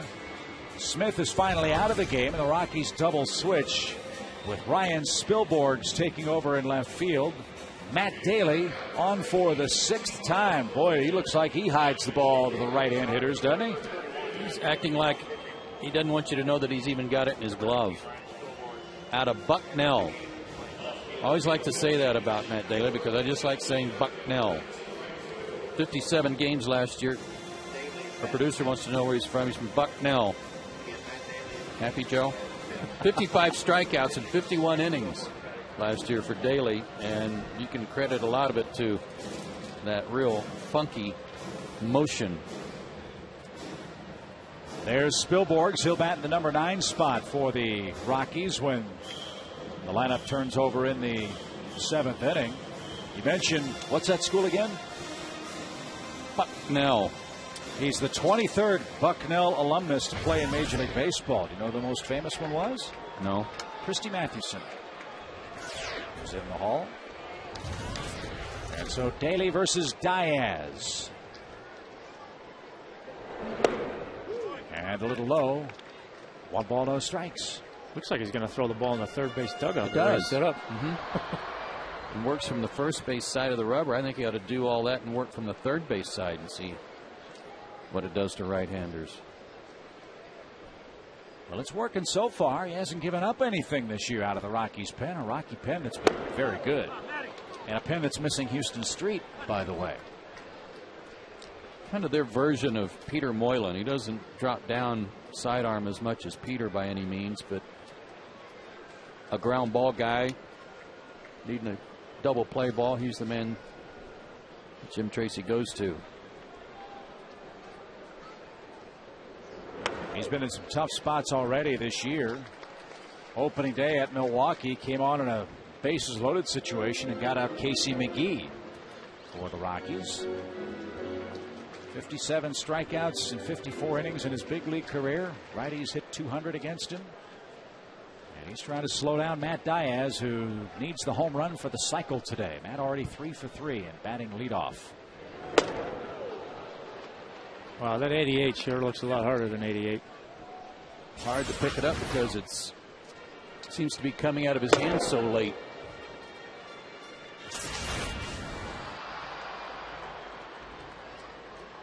He was an undrafted free agent.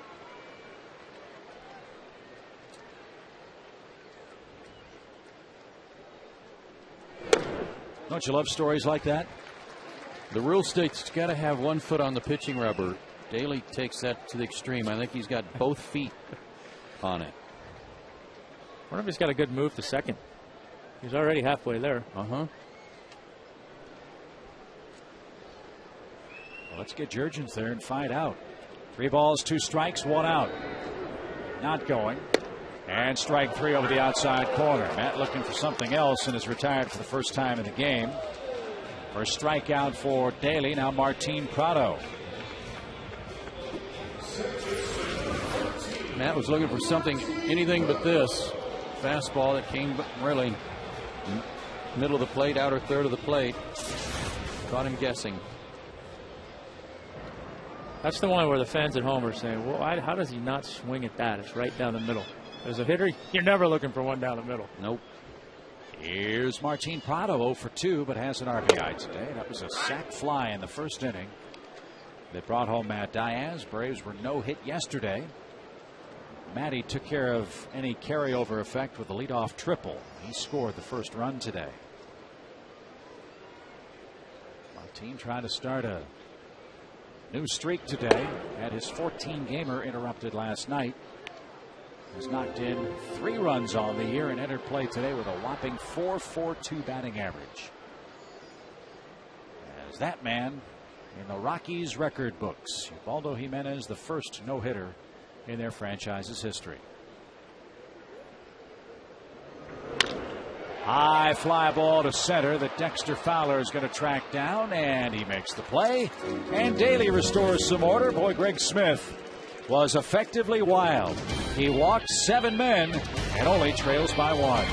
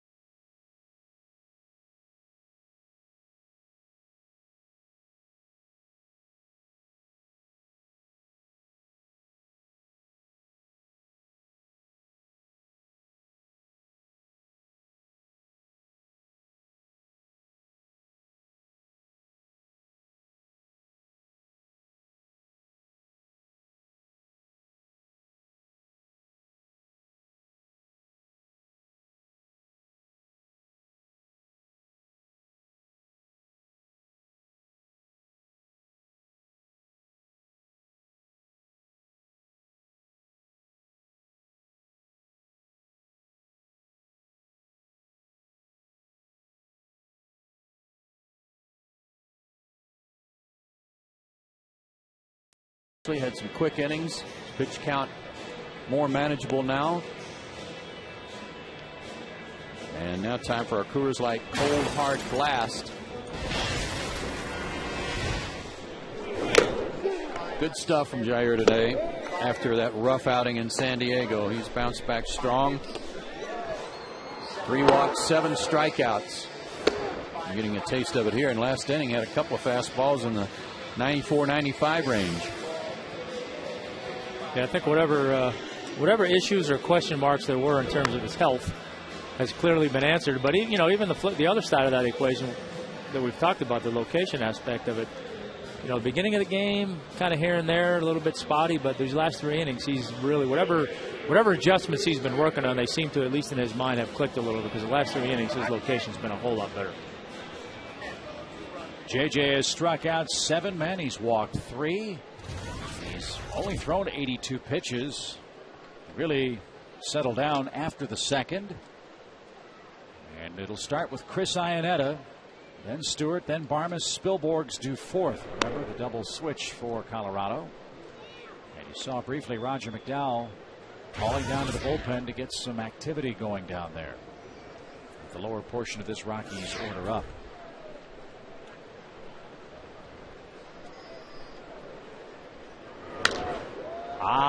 Lazy fly ball to right. Hayward battles the sun and hangs in there and makes the play. That was anything but easy. Nothing more helpless than just trying to find some little spot just outside the sun where you can track the ball to your glove.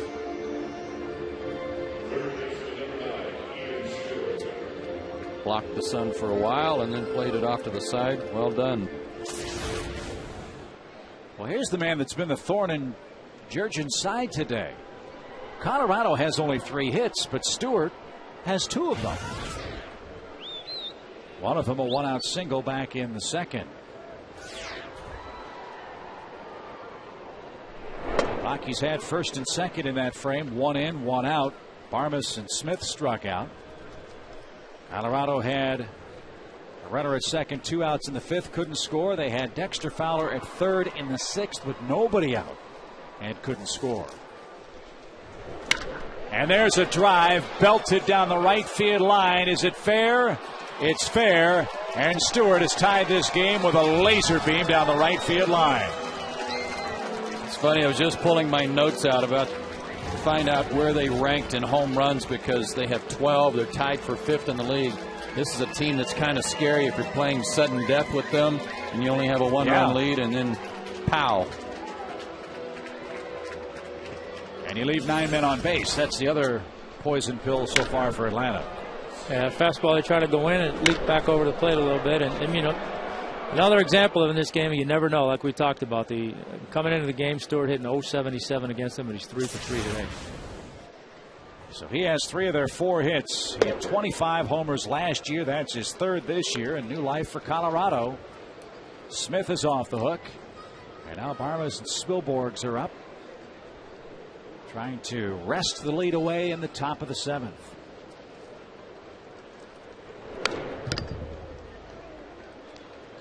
JJ's had this guy very uncomfortable, hasn't he? Yeah, he's made some good pitches to him, and you know he needs to do it here. You get through this guy, you get through this inning, and hand it over and to the bullpen. Most likely, give yourself a chance to win the game. No balls, 2 strikes. Popped up over the Braves dugout and out of play. Phillies batting in the bottom of the 8th inning, trailing the Marlins 1-0. That's 2 very well pitched games in a row for Freddie Gonzalez's team. Ricky Nolasco beat him 5-1 last night. They knocked off Jamie Moyer, who had first inning trouble. Phillies are in next Tuesday night. Rockies are in a string of several National League East teams in a row. They finished up their homestand with the Mets, took 2 out of 3 there. Came here, of course, for this series, and go to Washington next for 4 games before going home to play Florida. Popped up. Brian McCann fights the sun as well. Staggers a bit.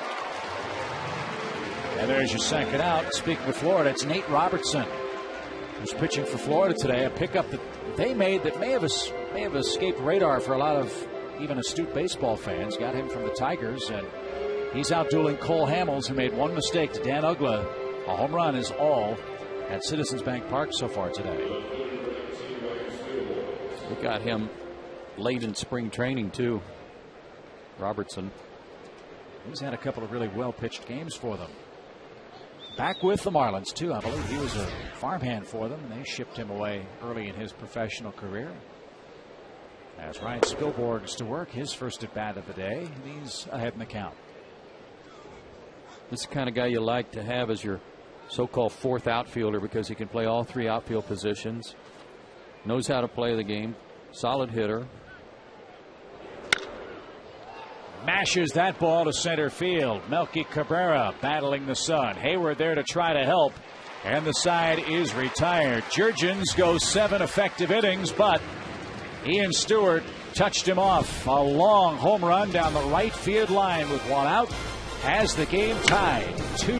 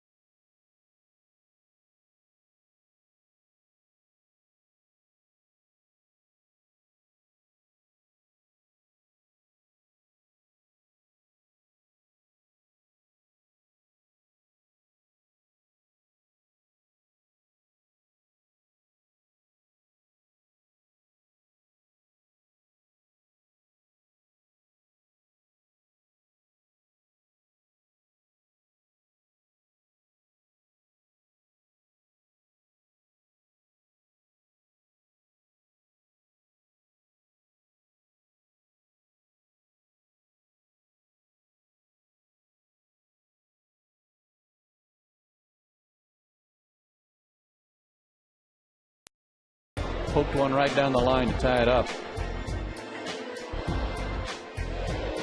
So time to go to work. You got it. Braves have left, 9 men on base so far today? Mm-hmm. And they've got Chipper Jones, Brian McCann, and Troy Gloss coming up with Matt Daly working. Chipper, as you know, switch hits. You got the left hand hitting McCann, then the right hand hitting Gloss. We'll see how Jim Tracy plays it. You know, his bullpen has been very good, and they should be very fresh. After all, nobody had to even think about getting up until the 8th inning in last night's masterpiece from Ubaldo Jimenez.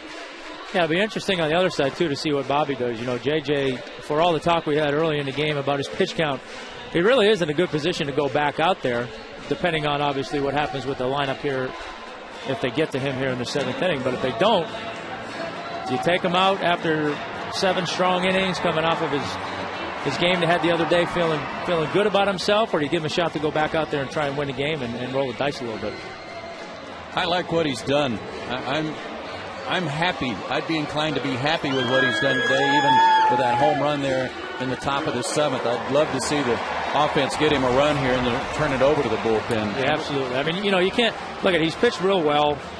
You know, made the mistake there to Stewart, obviously. But look, you know, sometimes I always wonder when you see a guy have a bad game and then they talk about making adjustments. At what point in time do you say, well, you know what, it was a bad game and there's really not much I have to do? I always get fearful when I hear guys saying after a bad game they're going to make adjustments. But clearly whatever J.J. worked on, it settled into place the last 3 or 4 innings. He threw the ball really well. Chipper Jones to face Daly here in the 7th. Takashi Saito is the man up in the Braves bullpen. He would come on for Bobby Cox. And let's see if the advantage that Daly enjoyed against the right-hand hitters is erased with the left-hand hitting Chipper Jones in this at-bat. Braves have not seen him much. Coming into this game, they were a collective 0 for 4. 4 different guys were 0 for 1. And he was able to get Diaz and Prado to get out of trouble in the 6th. Jair Jurgens today made his 3rd start and looked very, very good. The Braves have given him in those 3 starts a grand total of 3 runs of offense. He needs to switch days with Derek Lowe. Yeah, Derek is. I don't think Derek's given that day No, up. I don't think so. 2 balls and a strike. There's a good start. Such a smart hitter. Daly fell behind 2-0, threw him a real slow curveball for a strike, and Chipper looked for him to kind of double up on it and got a changeup and was all over it.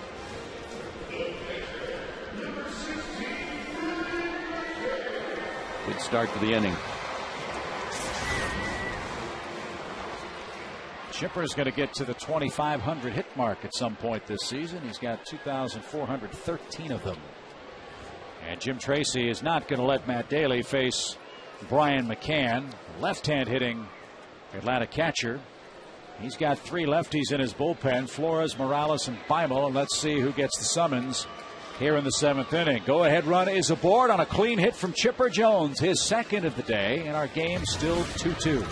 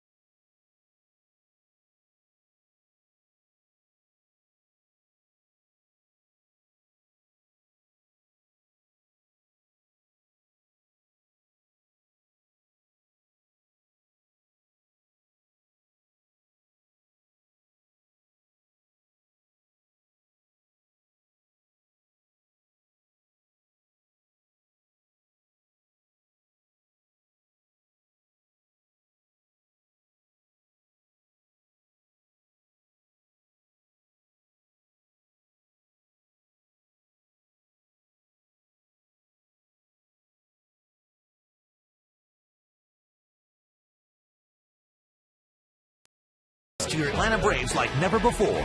Keep it here for Braves Live after every game. 2-2 game. Leadoff man on for the Braves in the 7th. Back at Turner Field. Left-hander Joe Beimel now will face Braves catcher Brian McCann. This guy can be awfully nasty on lefties. McCann 0 for 3 in his career against him. He's not quite like Matt Daly from the left side, but he can be real hard to pick up if you're a left-handed hitter because of the way he turns his back on the hitter. Throws pretty hard, too, at times. Beimel came up with the Pirates. He's pitched in Minnesota, Tampa Bay, the Dodgers, last year with Washington, and then Colorado. Pitched in 26 with the Rockies after being acquired at the trade deadline July 31st. Sinker slider guy. They want Brian to they want to get him to hit the ball on the ground. Brian wants him to elevate a pitch that he might be able to drive to a gap. 1 ball, no strikes. And now 2-0. This kind of makes you wonder. I mean, left-handed pitcher, throws hard, deceptive, and he's been in over 70 games 2 years in a row, so clearly he's durable. What just makes you wonder why the Dodgers got rid of him. Yeah, why does he keep changing teams? Well, let's see if the Braves can give him an early birthday present. He'll turn 33 tomorrow. Let's see if McCann can smack one here on the corner. 2 balls and a strike out of Cranberry Township, Pennsylvania. He went to Duquesne University in Pittsburgh. He was the first Duquesne Duke to be drafted by the Pirates and signed.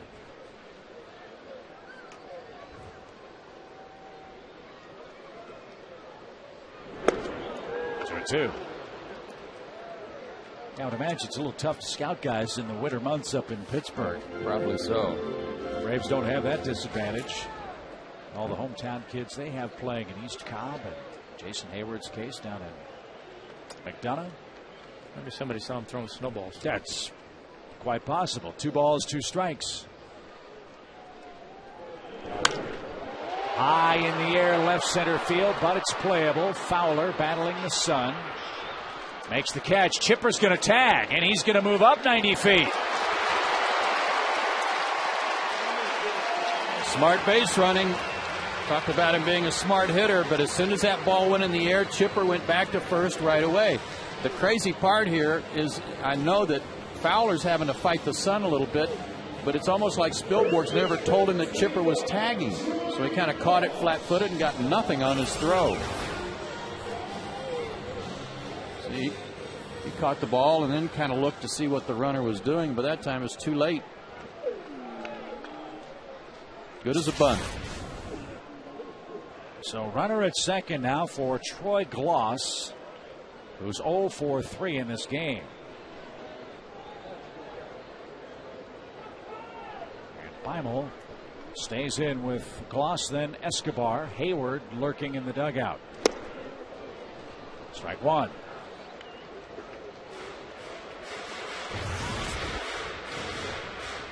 Troy's hit the ball hard once in his 3 trips. A laser beam hit out to left field, caught there by Seth Smith.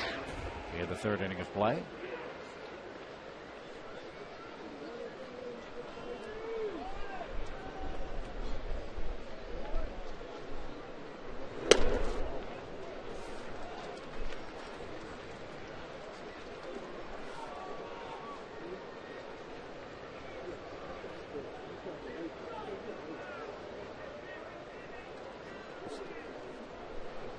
A lot of reasons to try to get that runner in from second base, but as much as anything to reward JJ.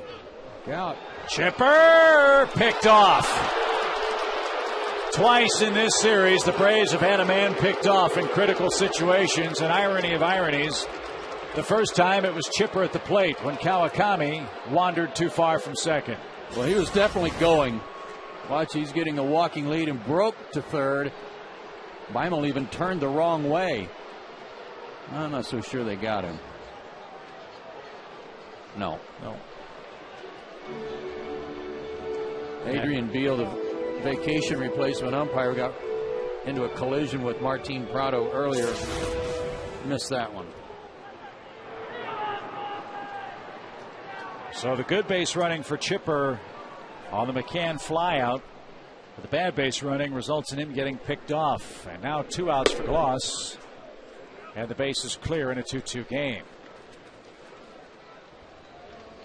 Yeah, I think that's one of those ones where Chipper thought he had a beat on his head count and how many times he was going to look back there, and had it at 1 and was going to take off, and Weimel mixed it up a little bit.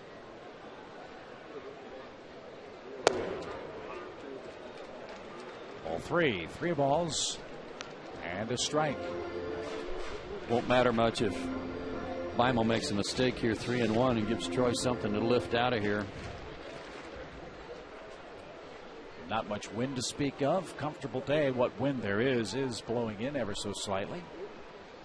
See if he can hit one under radar out to left. 3-1 count.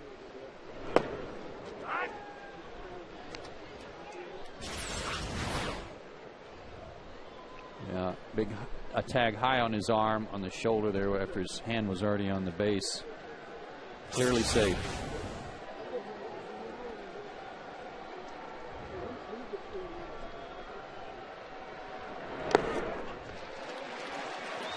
So Gloss aboard with 2 outs. Braves are again earning a ton of bases on balls in this series. They've got 8 more earned today. Not one of them has scored after getting 6 from Jimenez last night. So Jim Tracy trots out to the center of the diamond. Let's see if he takes the ball away from Weimel.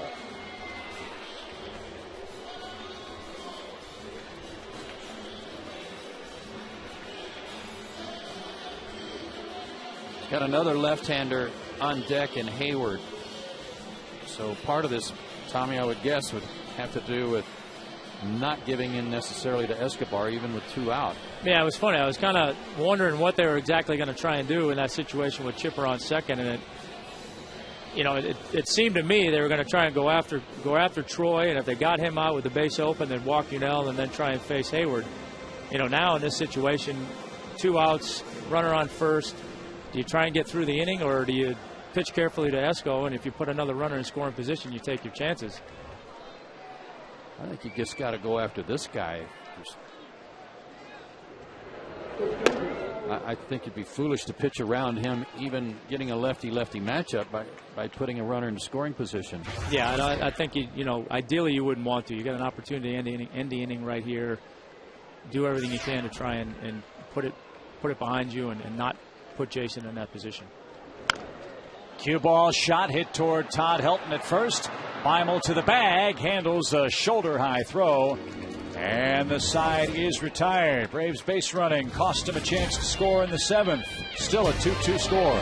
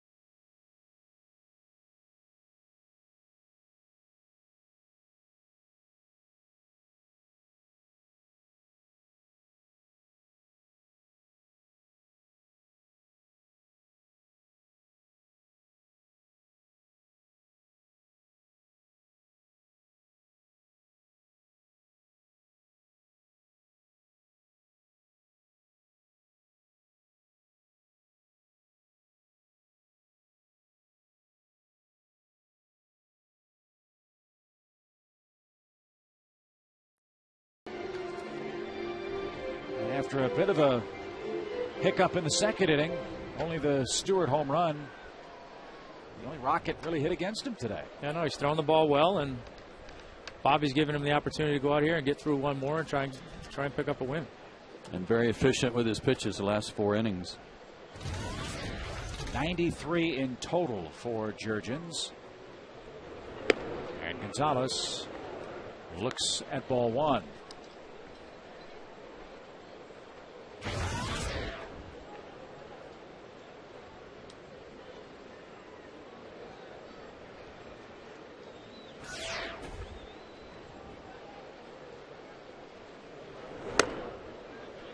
And now ball 2. There is activity in the Braves bullpen. And it is Peter Moylan getting loose. Don't want to put this guy on, even though the Rockies have struggled to steal bases as a team. He's got good speed. And he's got a big bat, too, and he just hit a line drive home run.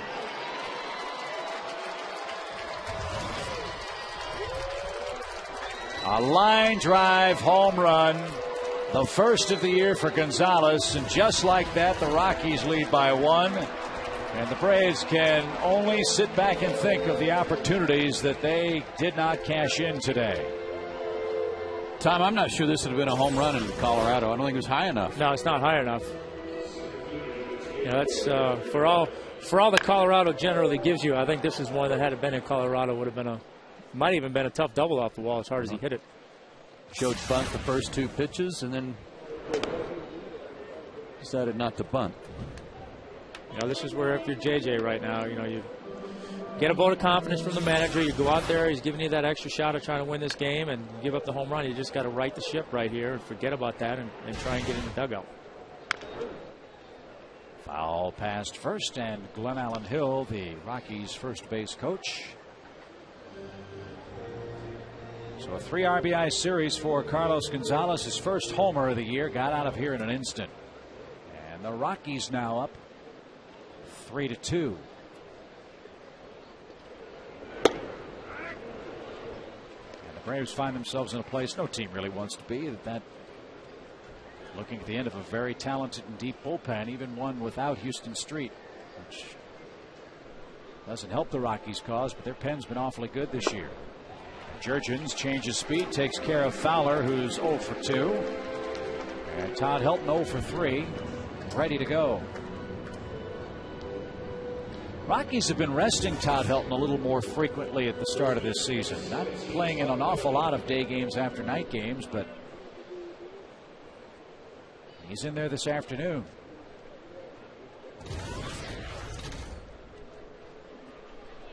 If he's had any injury problems, it's been mostly limited to his back. He's had a bad back. Really took away a lot of playing time 2 years ago when he hit about 265. Certainly uncharacteristic of him. Popped up left side of the diamond. Escobar and Chipper. Yunel calls him off. 0 for 4 day for Todd Helton. Well, anytime Helton comes into a series and he only gets a couple of hits, that's a good thing. Yeah. But it's some of the other guys doing the damage.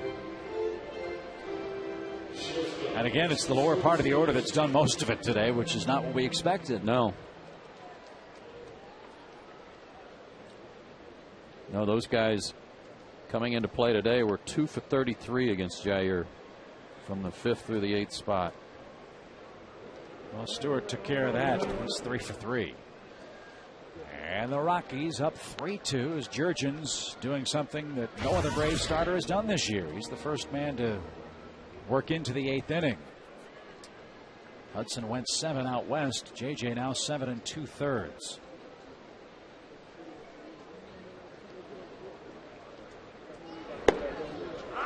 Tulowitzki made some adjustments in his stance last year at the suggestion of Don Baylor that really helped him, and one of them was to stand more upright. He had implemented a real wide stance earlier in his major league career, but he really took off when he started standing a little more straight up. Shortened his stride, caused him not quite to bend over quite so much at the waist. That's kind of the way Don hit, didn't he? I mean, he was very straight up and not a real big separation between his feet and the batter's box. That's exactly right.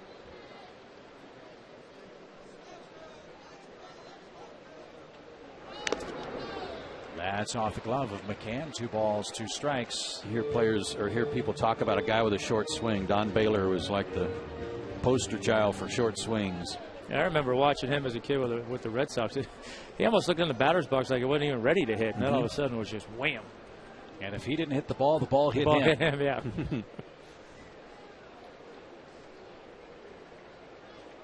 Don Baylor's the guy that really resuscitated Andres Galarraga's career when he was with the Cardinals. And Don was the hitting coach there. Got Andres to open up his batting stance so that both eyes were looking at the pitcher, and off he went. And as Joe mentioned last night, Don, the former manager in Colorado, now circles back as the hitting coach under Clint Hurdle first, and now Jim Tracy. Jurgens can't pitch much better than he's pitched today. His career high in strikeouts is 10. He has 9 today, but 2 home runs, 1 each in the last 2 innings, has Colorado leading by a 3-2 score in the wrap-up of the series.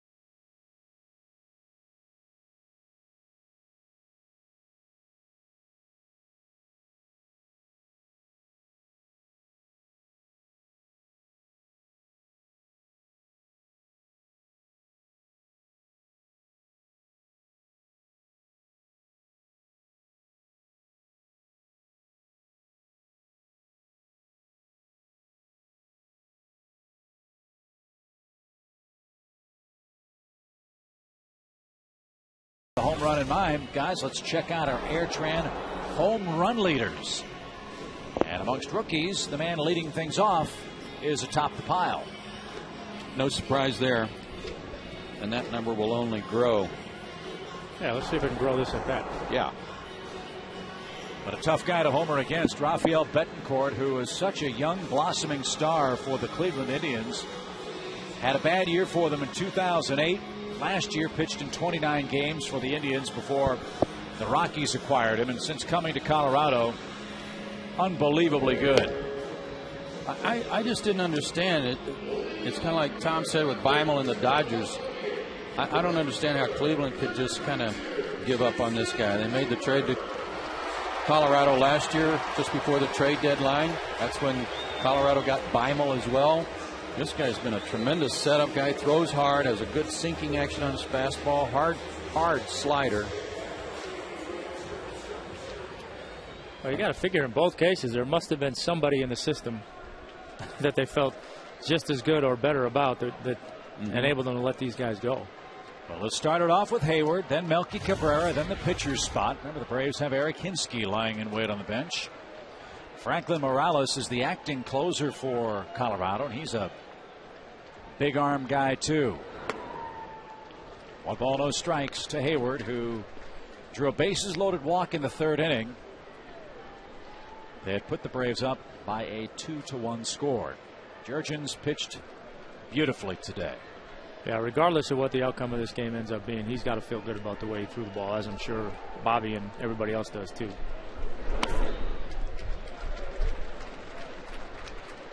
Patience again from Jason Hayward.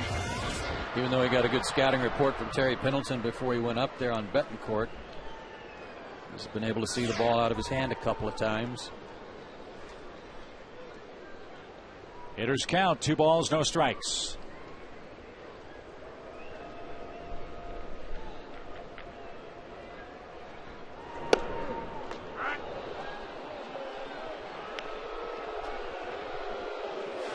Was it? Well, let's take a look at Sherwin-Williams' pitch tracks here. Negative. That one did not paint the corner.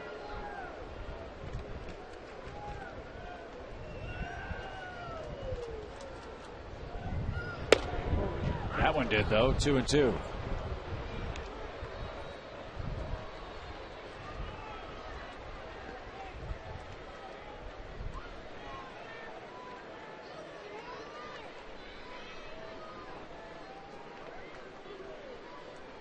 Helton right on the line at first base. Stewart close to it at third. Big gap in right center for Jason. If he can connect, it's a full count. 3 balls, 2 strikes. Should get a good pitch to hit here. If Betancourt does what he wants to do, he certainly doesn't want to walk him. He wants to throw a strike.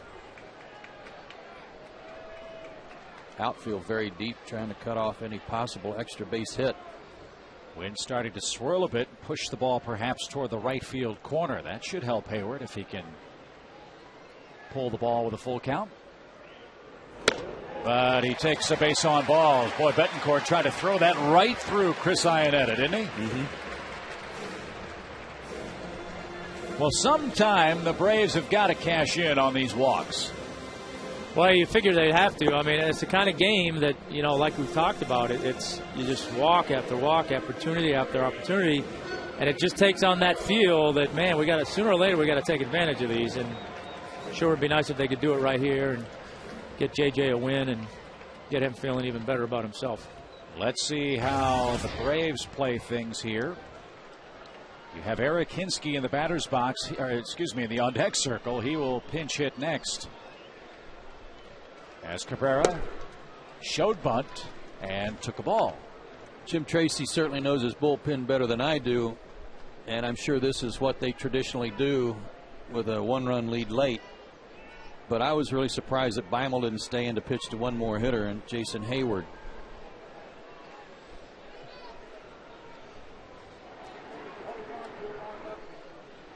Let's see if it pays off for Atlanta. 1-0 count.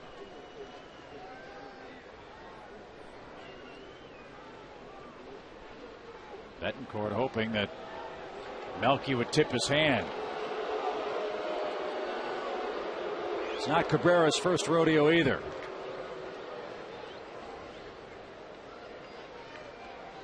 Todd Helton, a left-handed first baseman, a good athlete, good fielder. If you bunt it hard toward him, he might have a play at second.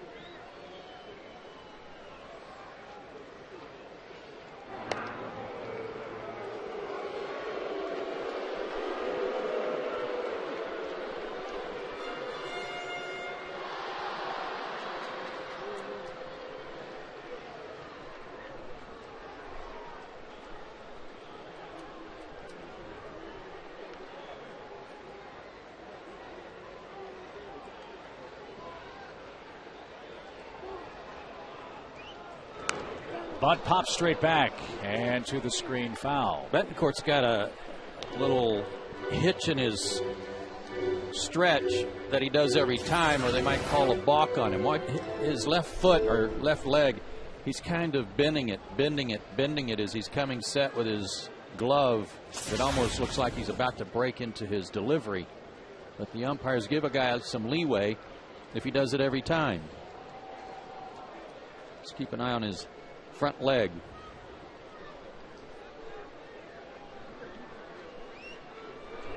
The bunt pushed toward third. No play at second. The sacrifice works. Oh, Stewart came charging in and thought about firing to second. But the big strides of Jason Hayward erased those thoughts. And the tying run in scoring position now for Eric Hinske. Good bunt, too, by Melky. Soft. Not easy to do against Betancourt. No, it's not easy. When you have a guy that throws that hard, it's hard enough, number one, to deaden the ball. But number two, when clearly they were paying a lot of attention to Jason Hayward, not necessarily to keep him from running, but trying to preserve that opportunity, maybe save a step or two at second base and have a play at second. And you got a guy throwing hard, you got both corner infields charging at you. That's, as much as you practice that is still not an easy thing to do, and Melky laid down a beautiful bunt. Eric Hinske's made pinch hitting look awfully easy, though, hasn't he? 3 for 7 off the bench this year with 3 RBIs. And a letter high strike. Braves bench in total 5 for 17 as a pinch hitting core. Very good numbers. Looking for his first hit against Betancourt, 0 for 3 in his career. I think it was one of the things that they were real pleased about going into spring training was their bench, and so far with good reason. Out of play foul. Betancourt was part of that Cleveland Indians club in 2008 that knocked off the Yankees in the playoffs. Remember, they had Fausto Carmona and CC Sabathia. Rafael Perez was the left-handed setup guy for Joe Borowski. They were loaded with power arms too that year with Cleveland, but they shipped him off to the Rockies, and now Betancourt set up Franklin Morales in the absence of Houston Street.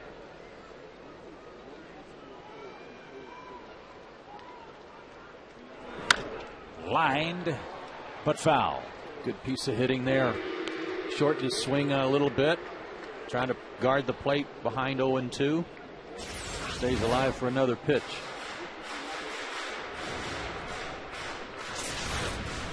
Not Eric Hinske's first rodeo either in situations like this.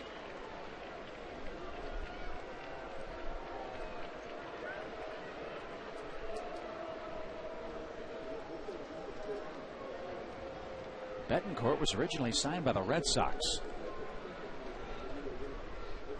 0-2.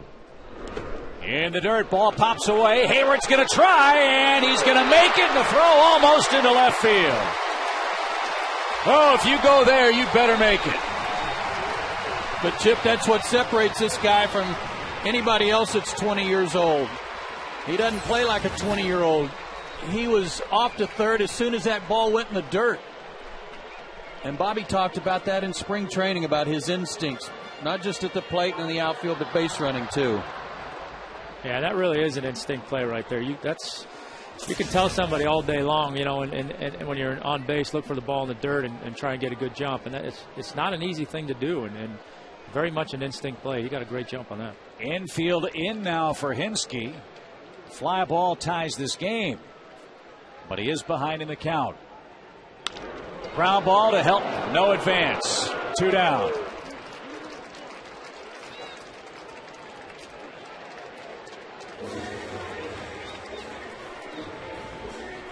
So back to the top of the order we go, and Matt Diaz. Diaz 3 for 4 today. Triple, single, double, run scored. Can't think of a better spot to cap off the cycle. Yeah, wouldn't it be a great one?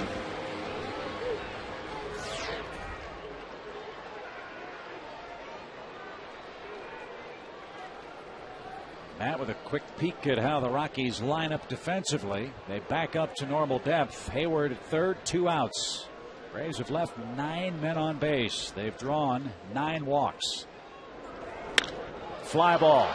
Right center field and playable. Dexter Fowler makes the play. A leadoff walk in the 8th inning cannot be cashed in. 3-2 Colorado as we go to the 9th inning.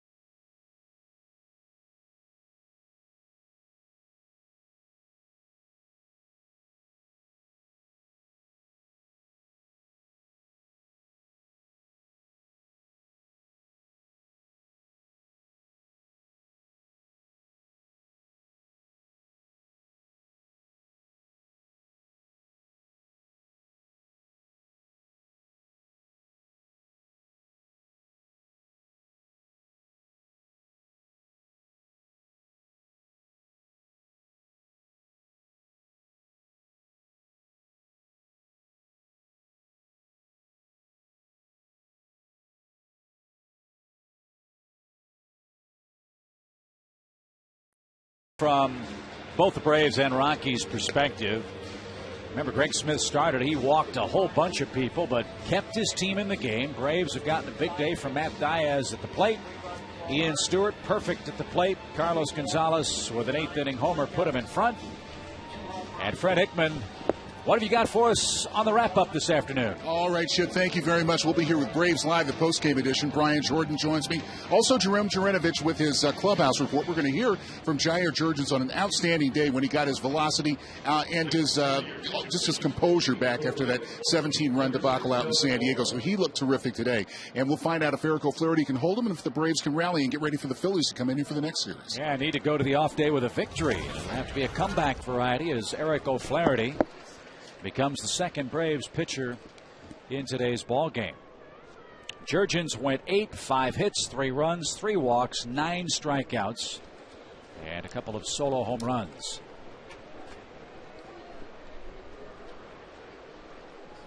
Melvin Mora grounds it to Chipper on a big hop. And one out. A look at Eric O'Flaherty's numbers as the Braves make the AT&T call to the bullpen. Braves pen has done an excellent job, with the exception of the very rough outing by JoJo Reyes out west. Well, I know one thing too with JJ. After today's ball game, he's sure going to be happy not to have to answer any more questions about what happened last week in San Diego. Yeah, I would think that's the hardest part about being a pitcher. Well, a starting pitcher, because when you have a bad one, you pretty much wear it for 4 days until you get back out there. 1 ball, no strikes to Iannetta, who's walked, struck out, and flied out. Of course, when you're on the flip side and you're throwing a no-hitter, the next day, boy, is it a dig-me day. Man, oh, man. A dig-me day? Dig-me day. You're just sitting in that dugout thinking, man, am I good. 1 ball, no strikes to Iannetta. Well, they call Ubaldo Jimenez the Chief after the character in the One Flew Over the Cuckoo's Nest film with Jack Nicholson. Never says a word, and when he does, it's very low-key, very happy. Great teammate, they say. I was going to say, those are the teammates you like. Yeah. But he celebrated his no-hitter today on what you call Dig-Me Day. Dig-Me Day. Said he set his alarm clock for 7 o'clock local time and went for a 6-mile run before he even got to the ballpark. I don't think I ran 6 miles in a year, let alone the day after I pitched. He's young. Give him time. He'll grow out of that. Just think what he's going to grow into if he harnesses that stuff he possesses. Boy, he might throw a no-hitter someday. Yeah. I think he's going to throw more than one. Yeah, he harnesses that stuff and gets command. It'll be we'll be talking about a perfect game somewhere down the road. 2-2 to Iannetta. It's funny what you said about him being the best kind of teammate, because it never failed that if you got somebody new traded to your team over the winter and you knew somebody that knew him, you'd say, hey, what kind of guy is Glavine? Oh, he's a good guy, quiet. That's always followed the good guy thing. Yeah. Oh, yeah. Funny how it goes hand in hand. It was never, oh, he's a good guy. Loud, never shuts up, keeps talking all the time. Iannetta chased a high fastball. Braves have struck out 10 Rockies hitters today.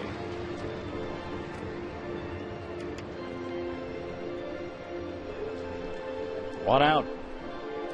And here's the villain, Ian Stewart. He's 3 for 3.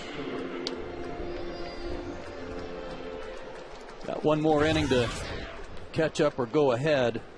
And if they don't catch up, the Braves are going to look back at the 11 men they've left on base so far today as the culprit.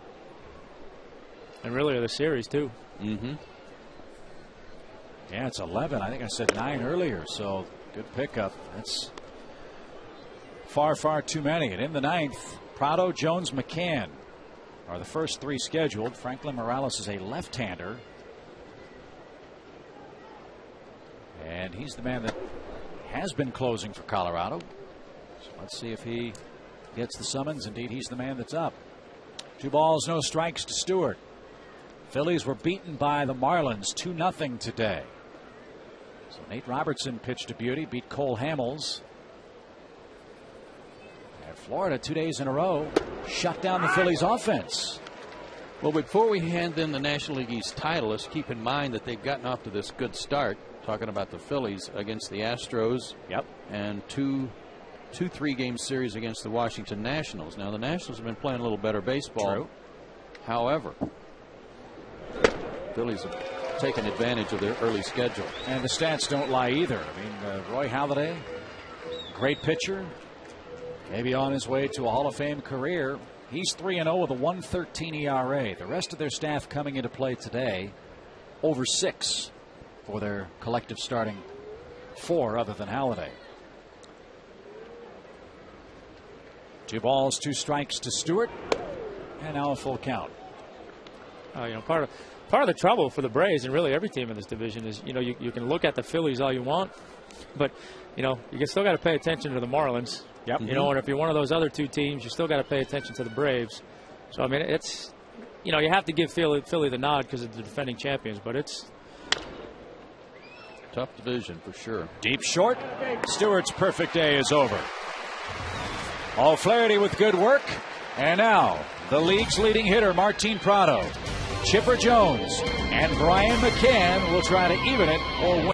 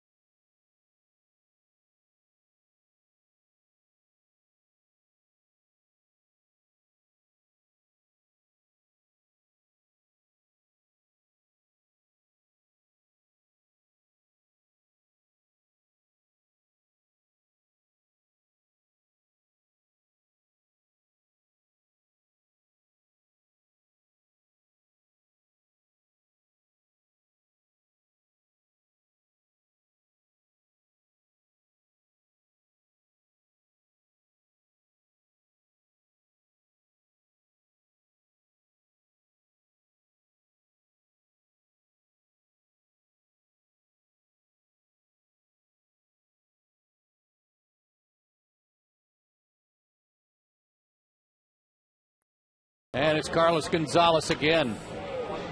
Fake bunt on the first 2 pitches he saw, and then decided on a 2-0 count he'd swing away, and swing away he did. His first homer of the season, and he puts the Rockies ahead 3-2. And that's our score right now as we go to the bottom of the 9th. And so Gonzalez and the Rockies trying to come to town and take 2 out of 3 before they move on up to Washington for a series with the Nationals. And for that to happen, Franklin Morales has to go through the trio that last night was hoping to break up a no-hit bid. Now the task a little tougher for Prado, Chipper, and Brian McCann. They've got to score a run to keep this game alive for Atlanta. He has not been perfect substituting for Houston Street. He gave up a run, although he earned the save in his first opportunity against the Mets on the 14th, but blew a save on Wednesday. He saved 7 games last year with the Rockies, but in 40 innings walked 23 men and struck out 31. And that may play right into the hands of the way the Braves have operated today. What, 10 walks they've earned? I don't think they want any more walks. Or 9 walks, whatever the number is. Yeah. Walks aren't working. Yeah. They drew 6 or 7 last night. That didn't work either. 6 last night. And the same 3 guys coming up to start the 9th today that were up there last night. Well, I'd much rather see him come back and win this game rather than break up the no-hitter last night. Absolutely. So it starts with Prado, 0 for 3. And Morales with a big arm misses outside. He's got a 95, 96 mile an hour fastball. Ball 1.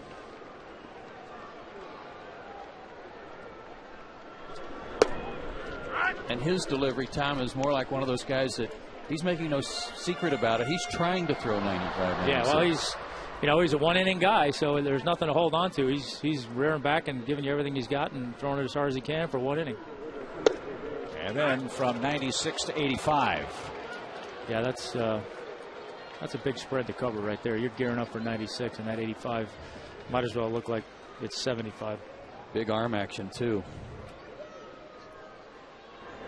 Breaking ball, and he hung it. Good start to the 9th inning.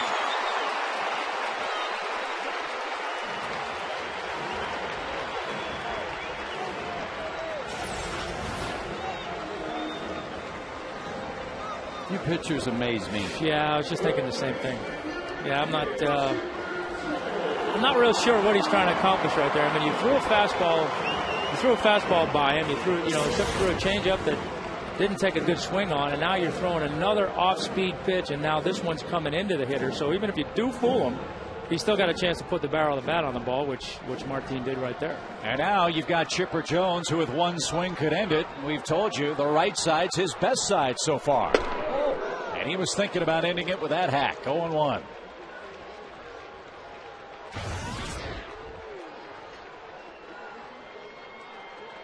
I'm going to guess that Chipper feels better right-handed right now than he does left. So a good spot for him.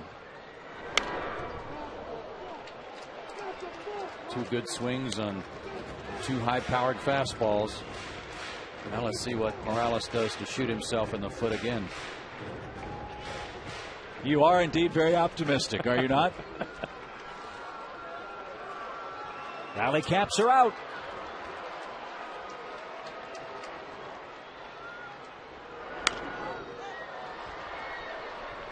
I don't think he's going to make that same mistake again. I don't know that Ionetta's going to let him. At least not with the breaking ball. Chipper might see a changeup here, but I don't know that you'll see the curveball. Outfield very deep. No balls, 2 strikes. Martin Prado singled to start the 9th.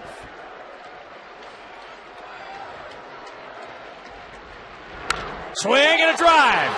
Center field, but Fowler is there. He just missed. He just missed. Look at Chipper walking back to the Braves dugout. 1 out. Pretty good breeze blowing right now, too, Chip. He got a high fastball. Just hit it to the wrong part of the ballpark. Got under it just a little bit. And that wind that's blowing in from left field knocked it down, too. Yeah, I don't. Looking at Morales' reaction of that swing, or the swing in the zone there, I don't think he was thinking he was getting that ball back.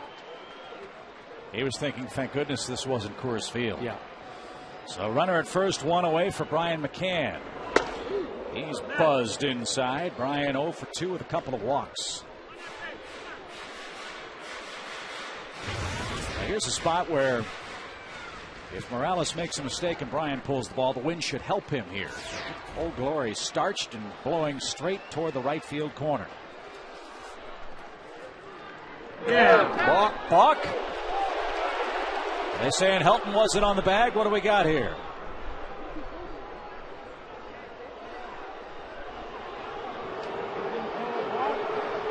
What is he saying? Or did he call a ball? Bobby Cox is out to argue. I don't know what Jeff Nelson saw.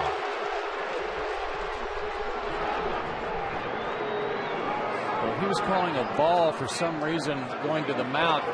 He waited an awful long time to call it.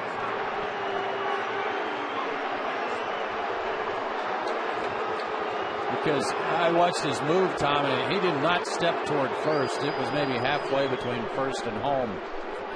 I thought it was rather obvious that he had balked. Yeah, I don't know. But if there's no balk and there's no ball call, why does Nelson say anything? And Jim Tracy's coming out for an explanation as well. They've not put a ball count on the scoreboard. The count was 1-0 before that sequence a moment ago. Where's Fred? Can we get him to run out there in the field in the middle of this and find out what's going on? Fred Hickman, will you run out on the field with your wireless mic, please? No, security guards are holding him back. Yes. Can't do it. Okay. Well, he didn't go to his mouth. And the umpire didn't do anything until he started to throw. Yeah, I don't know what. I mean, it would stand to reason he was calling a balk the way it all played out, but I don't know what it was. 1 ball, no strikes. It's a mulligan. Yeah. Prado at first, 1 out. 3-2 Rockies, 9th inning. And the tower buzzed again.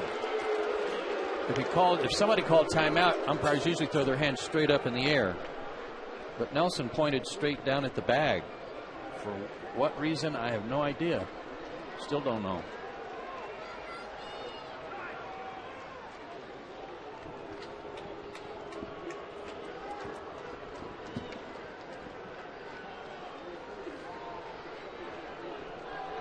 Two and 0.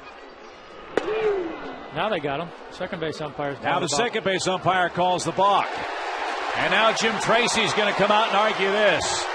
Damian Beal has had an interesting day today. He was run over by Martin Prado, who was trying to track down a fly ball, and now the second base umpire calls a balk, and Jim Tracy saying, wait a minute. The first base umpire's looking right at him and doesn't call one. And that's a huge play, tying run in scoring position. Yeah, the only reason he can be calling a balk for second base right here is if he didn't stop. That's what I was thinking.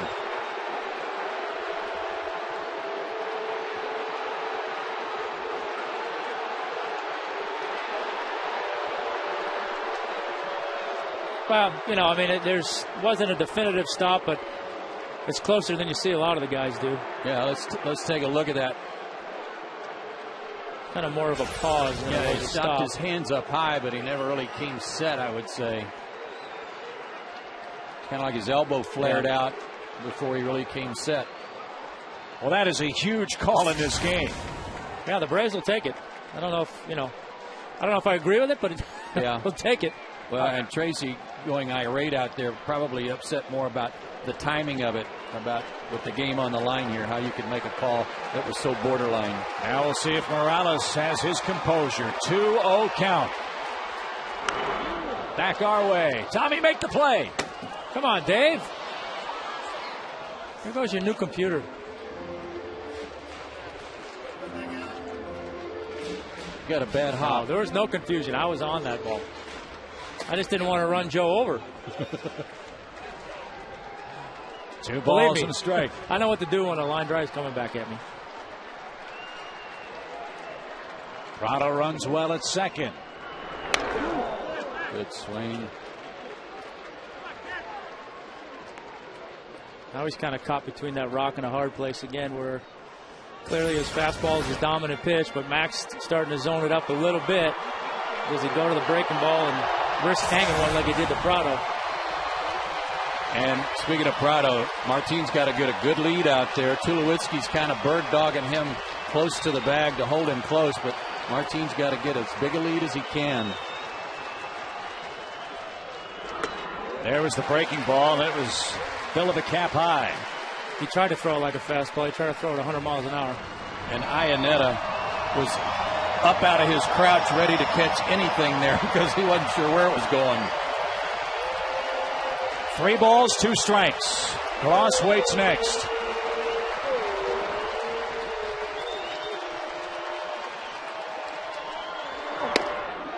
Two on, 1 out. Braves have earned 10 walks in this game. And now Bob Apodaca out for a talk, as Troy Gloss is 0 for 3 in this game. As rare as the no-hitter is, I can't imagine there's been too many games where a team's gotten 10 walks and only scored 2 runs. How about 16 walks over the 2 games and only 2 runs? Nate McLeod pinch runs for Brian McCann at first base. It's all or nothing time for Atlanta here. So if Troy Gloss or Yunel Escobar could hit an extra base hit, McLeod has a chance to score from first. That's why that move's made. Of course, Brian will tell you he would have too. No question. Right.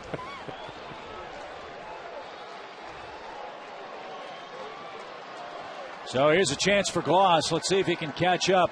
First pitch fastballs to everybody that's been up there.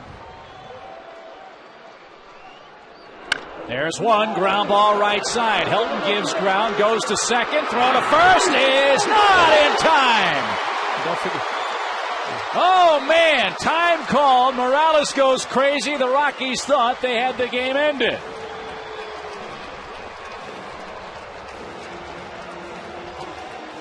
Boy, Jeff Nelson's in the eye of the storm in this ninth inning, isn't he? First and third, 2 out. This is a heck of a play by their defense to even make this close. It was slow developing, but Tulowitzki unloaded a fastball of his own. Morales thought he had the out. He's all over the bag. Tie goes the runner. When it is a tie. I'm not so sure. Even in slow motion, it was tough to tell. Well, the Braves have gotten every imaginable break they could get in this ninth inning. They're still alive. Escobar, the batter. First and third with 2 outs. And now Brooks Conrad pinch runs at first base. He'll replace Gloss. And now the burden of this inning falls on Iannetta. The way Morales is throwing, and as wild as he can be, he's got to somehow try to stop anything. Otherwise, Prado could score and tie it.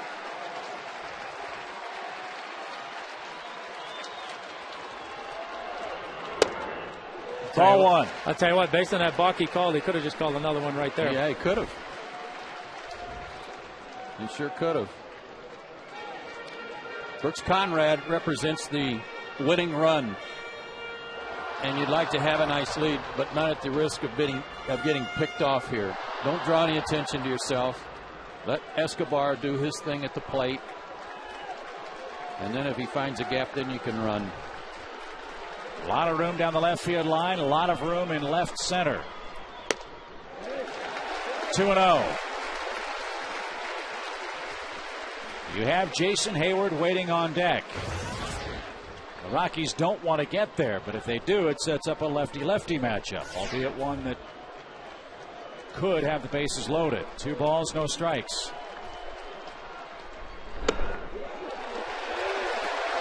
Tough pitch to lay off, and he did. And Escobar with a little shake of the head as if say, I'm not swinging at that. 97 above the letters. You see it clearly, and it's tough not to swing at it. Green light here. I'm saying no. I'm guessing with you. No. Bases are loaded.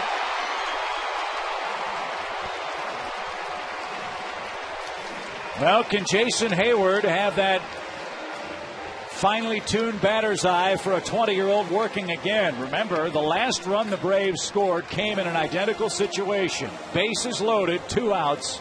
He walked to score Chipper Jones for the second Atlanta run.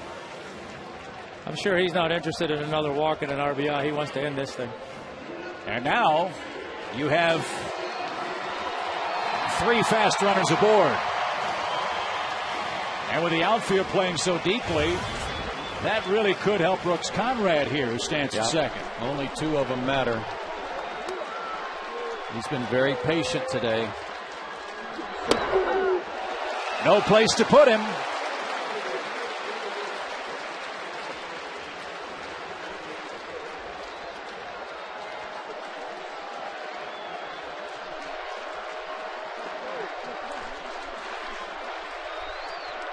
That was a balk, Tommy. Yep.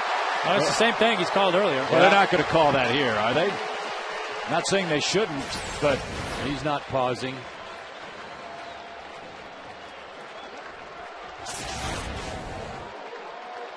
He's throwing that left elbow out before he really comes set.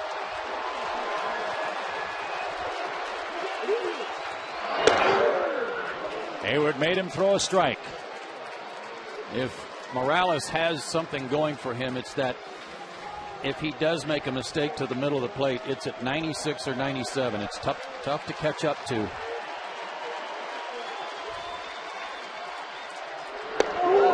Oh, boy. nasty pitch. Big difference between 2-2 and 3-1 with the bases loaded and tying run at third. But he made a good pitch. He painted him. As a hitter, you got to tip your hat because he's shown you no signs of being able to paint anybody, and he did right there. Deuce is wild. Hot shot, base hit, left field. Here comes Conrad, and the Braves are gonna win it.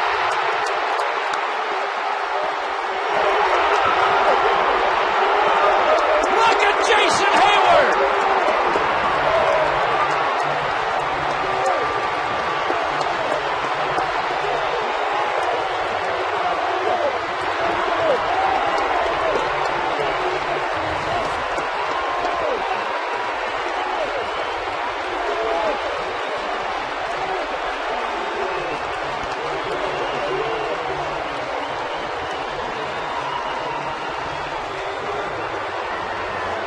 It's his patience that keeps amazing me.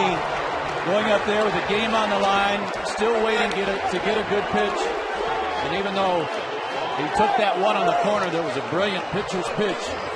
2-2, that didn't deter him at all. And he takes a left-hander yet again the other way. And a good pitch, too. I mean, that's the kind of pitch you see so many guys try to do too much with, and Jason didn't. I mean, he stayed in there, took it the other way.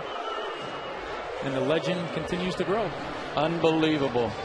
And check him out. Think he wasn't happy?